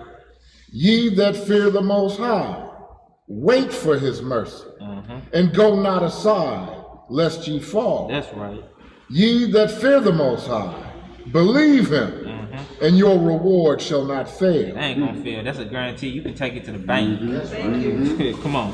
Ye that fear Yahweh, hope for good, and for everlasting joy and mercy. That's right. Look at the generations of old and see. Did ever any trust in the Lord and was confounded? Confounded. I love this verse right here, because he's telling you to check my record. Right. Go back and to check my track record and see if anybody has ever trusted in me and been put to shame. Right. Nobody. You can go back from the beginning to the end. Nobody. What'd you say, sis? Right. Ask about it. Ask about it. That's his credit You know what score. I'm saying? My street cred is legit. Go back to the generations of old. Come on. Or did any abide in his fear? And did any abide in his what? In his fear. And was forsaken? Nah. Ain't nobody that feared the Most High was forsaken at all. Come on. Or whom did he ever despise that called upon him? I can't name one. Come on. Fear the master, for the master is full of compassion and mercy, long suffering, and very pitiful, That's him. and forgiveth sin, and saveth in time of affliction. What we was just talking about. He gonna save you when the time of trouble comes. He gonna save you. That's right. He gonna save you. Look at Jacob when he was running from his brother Esau. He did what? He saved us. Or us coming up out of Egypt, he did what? He saved us. Or Noah. You know what I'm saying? You got many examples of those that trusted in him and that believed in him that he saved in a time of trouble. That's right. Abraham, he saved in the time of trouble. Sarah, he saved in the time of trouble. Seen us through the week to get us here today. Man. Come on, you bro. Verse 12. Woe be to fearful hearts and faint hand and the sinner that goeth two ways. Why? Because he that believeth on the Most High, he that cometh to the Most High must first believe that he is. Right. You know what I'm saying? If you got a wavering heart, man, you might as well not think that you're gonna get anything from the Most High. Ways. Might as well not think. You got to have that faith in him. You got to have that faith in him. Come on. Woe unto him that is faint-hearted, for he believeth not. Therefore shall he not be defended. You ain't gonna be helped. Point blank, period. You ain't gonna be helped. He's not going to defend you in the time of trouble. Come on. Woe unto you that have lost patience. Structure. And what will ye do when the Most High shall visit you? You Gonna be impatient then? They that fear the Lord will not disobey his word. They will not what? Disobey his word. And they that love him will keep his ways. Oh, that's true. Come on. They that fear the Most High will seek that which is well pleasing unto him. That they that love him shall be filled with the law. They that fear the Most High will prepare their hearts and humble their souls in his sight, saying, we will fall into the hands of the Lord and not into the hands of men. For as his majesty is, so is his mercy. What a Man, beautiful. And that's who the Most High is, because I've had this apocrypha on chapter 2 since the beginning of class. Dang. And I was gonna pull it, and I kept saying, It's no, all let it praise. teach class. This is all praise. And we still go right back to it. It is all praise. All right, we're gonna go to Isaiah 46. Isaiah 46. We almost done, y'all. We got 2 more scriptures. All of it? Yeah, all of it. 2 more scriptures. This and then Revelations 19, and we up out of here. 79. 15 more minutes, y'all. 15 more minutes. All you gotta do is put some seconds on there, and you'll sound just like him. Y'all showing the same height. Hey, I was getting ready to do the height thing earlier. I said, no, stop it. Isaiah 46. The prayer was what? 79.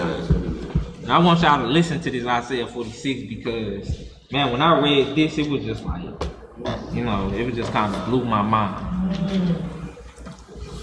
All right, Isaiah chapter 46, verse 1. Baal bowed down. Baal what? Bowed down. And Baal, he was a chief god of the Babylonians. Or Baal, you know what I'm saying? He was a mixture or a combination of a few different gods. But they said Baal bowed down. Come on. Nebo stupid. And this was another high-ranking god of the Babylonians. Baal bowed down, Nebo stupid. Come on. Their idols were upon the beast. Their idols was upon the what? The beast. Come on. And upon the cattle. Your carriages were heavy loaded. They are a burden to the weary beast. They talking about the idols. They're a burden to the beast. Where the Most High, Exodus 19, he said, I bear you on eagle's wings. Right. But yet the idols, they're they're heavy loading to these beasts that's carrying. Come on. They stoop. They bow down together. They could not deliver the burden. They could not do what? Deliver the burden. But themselves are gone into captivity. So they couldn't do nothing for the Babylonians. Because guess what? They couldn't deliver them from going into captivity. Come on. Hearken unto me, O house of Jacob. There we go again. He said hearken. Not just hearken means to listen and obey. Pay attention. Pay attention. That's right. Come on. Hearken unto me, O house of Jacob, and all the remnant of the house of Israel, which are born by me from the belly. He said, born by me from the belly, meaning I carry you. Whereas the Babylonian deities, they must be carried. Right. I carry you. Go ahead. Right. Come on. Which From are, the womb. Right, which are carried from the womb. And even your old age, and even to your old age, I am he. And even to whore hairs will I carry you. So from the cradle to the grave, I carry you. I make sure you good. That's right. From the cradle to the grave. Yeah. Come on. I have made, and I will bear. Even I will carry, and will deliver you. So you see that he said, I made you. I didn't carry you, and I will deliver you. Come on. To whom will ye liken me? That's a good question. That's a good question. To whom you gonna liken me? Is it gonna be Allah? Is it gonna be Buddha? Is it gonna be Shiva? Who is it gonna be? To whom will ye liken me? Nobody. Can't Come on. none of them say, And make me equal, Uh-huh. and compare me, that we may be like. They lavish gold out of the bag, and weigh silver in the balance, and hire a goldsmith, and he maketh it a god. They fall down, yea, they worship. They bear him on the shoulder. They carry him, and set him in his place, and he standeth. From his place shall he not remove. Yea, one shall cry unto him, yet can he not answer, nor save him out of his trouble. And you see that? That's what he's saying. He's just telling you, like, look, y'all didn't win. Y'all didn't got all this gold and this silver. Y'all weigh it in the balance. Y'all hire a goldsmith. He make it to the graven image. You know, you bow down, you pray to it, and it don't answer. Right. You know what I'm saying? Opposed to me, he's showing you, it's just the Most High just showing you. You know what I'm saying? Putting it in your face, like, why are you doing this? There's no wisdom, there's no understanding in it. To worship these things, no wisdom, no understanding. You know what I'm saying? Come on. Remember this, and show yourselves men. And do what? Remember this, and show yourselves men. Bring it again to mind, O ye transgressors. Remember the former things of old. For I am God, and there is none else. I am God, and there is none like me. Declaring the end from the beginning, and from ancient times the things that are not yet done. That's right. Saying, my counsel shall stand, and I will do all my pleasure. So he telling you, like, look, I call the end from the beginning. I tell you the things that are not yet sprung forth. I declare them unto you. You know what I'm saying? My counsel gonna stand, because like we were saying earlier, his word is not gonna come back void. Never. Not gonna come back void. Come on. 11. Calling a ravenous bird from the east, the man that executeth my counsel from a far country. And ain't we saying that? You know what I'm saying? The Most High, he control everything. You know what I'm saying? He just told Israel how I was gonna put all your lovers against you. Right. His counsel is gonna stand. Come on. That executed my counsel from a far country, yeah, I have spoken it. Yea, I have spoken it. I will also bring to pass, I have purposed it.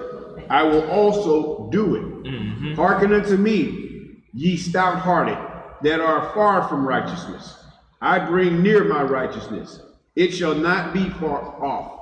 My salvation shall not tarry. I will place salvation in Zion, for Israel, my glory. All praise. All right, last scripture, Revelation 19, 1 through 6. I'm just showing you the Most High is the only God that deals with marriage and a covenant. You know, the Most High hate divorce. You know, he was. I know it's right. He's the only God that took a people and that married them. You know what I'm saying? And treating them like a husband is supposed to treat his wife. And that's one of the biggest things why we shouldn't veer off and worship graven images or idols, or, you know what I'm saying, the demons or whatever you want to worship, anything other than the Most High. and none of them things offer salvation. I mean, None of them. You pray to him while you in your flesh. Once you die, it's over. It's over. What is that? It's over. Because the Most High say, I am the, what, he's the creator of all souls? Okay. All souls. All souls belong All to of him. it belong to him. Revelation chapter 19, verse 1. After these things I heard a great voice of much people in heaven saying, Hallelujah, salvation and glory and honor and power unto the Lord our God. For true and righteousness are his judgments. For he hath judged the great whore, which did corrupt the earth with her fornication, and hath avenged the blood of his servants at her hand. And that's another thing about the Most High. Judgment is in his hands. Yes. You know, judgment is in his hands. Yes. Come on. And again they said, Hallelujah, and her smoke rose up forever and ever.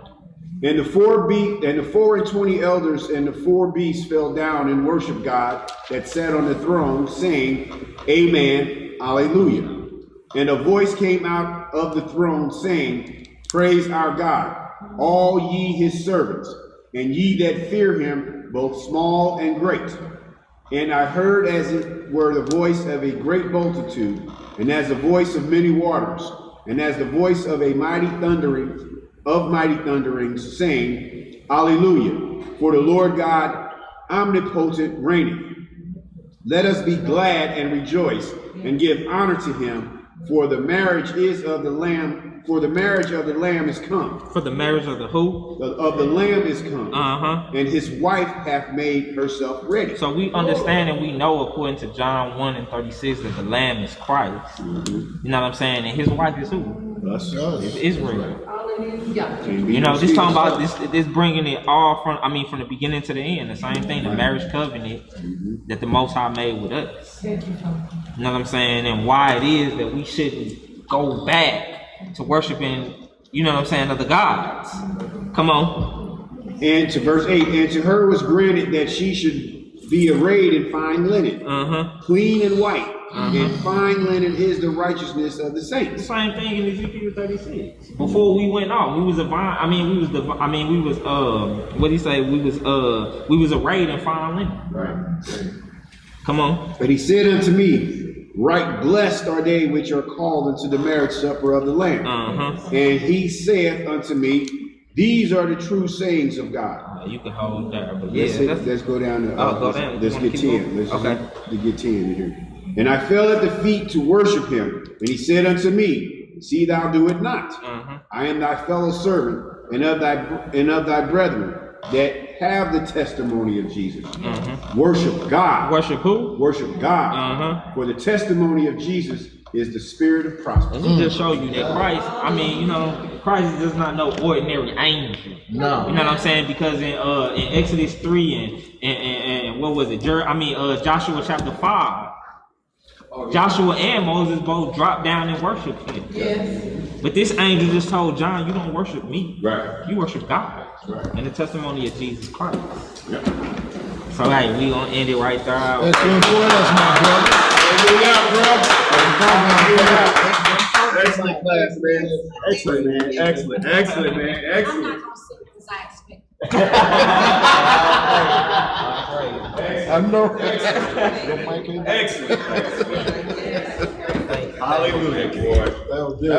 That boy was putting it in. That's what I'm talking about, man. That's what, man. There's nothing to be said other than excellent. Hallelujah, praise your name, man. Hey, all praise to the Most High, man. Yes, sir. Yes, all praises. Close the song. 79. Right on, yeah, baby. So good, bro. I had a feeling when I seen that this morning. I was there teaching, I thought Ezra was teaching. I was like, I told them to let me go. You.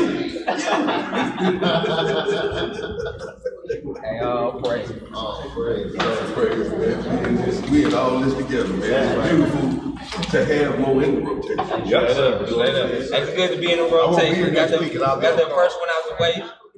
All praise. Got them old feet wet. Yes, sir. It's on now. Right. It's on now. All right, we're going to get this closed in prayer with the Most High's permission. in the name of his only beloved and begotten Son, our uncrowned King and Lord and Savior, Yahweh Shah Mashiach, and we call him around here Jesus the Christ. Amen. Long live the King! Long live the King! Reading in the book of Psalms, the 79th chapter, and it reads, O Yah, the heathen are come into thine inheritance. Thy holy temple have they defiled. They have laid Jerusalem on heaps. The dead bodies of thy servants have they given to be meat unto the fowls of the heaven. The flesh of thy saints unto the beasts of the earth. Their blood have they shed like water round about Jerusalem, and there was none to bury them. We are become a reproach to our neighbors, a scorn and derision to them that are round about us. How long, Yahweh, will thou be angry forever? Shall thy jealousy burn like fire? Pour out thy wrath upon the heathen that have not known thee. That's right. And upon the kingdoms that have not called upon thy name. For they have devoured Jacob and laid waste his dwelling place.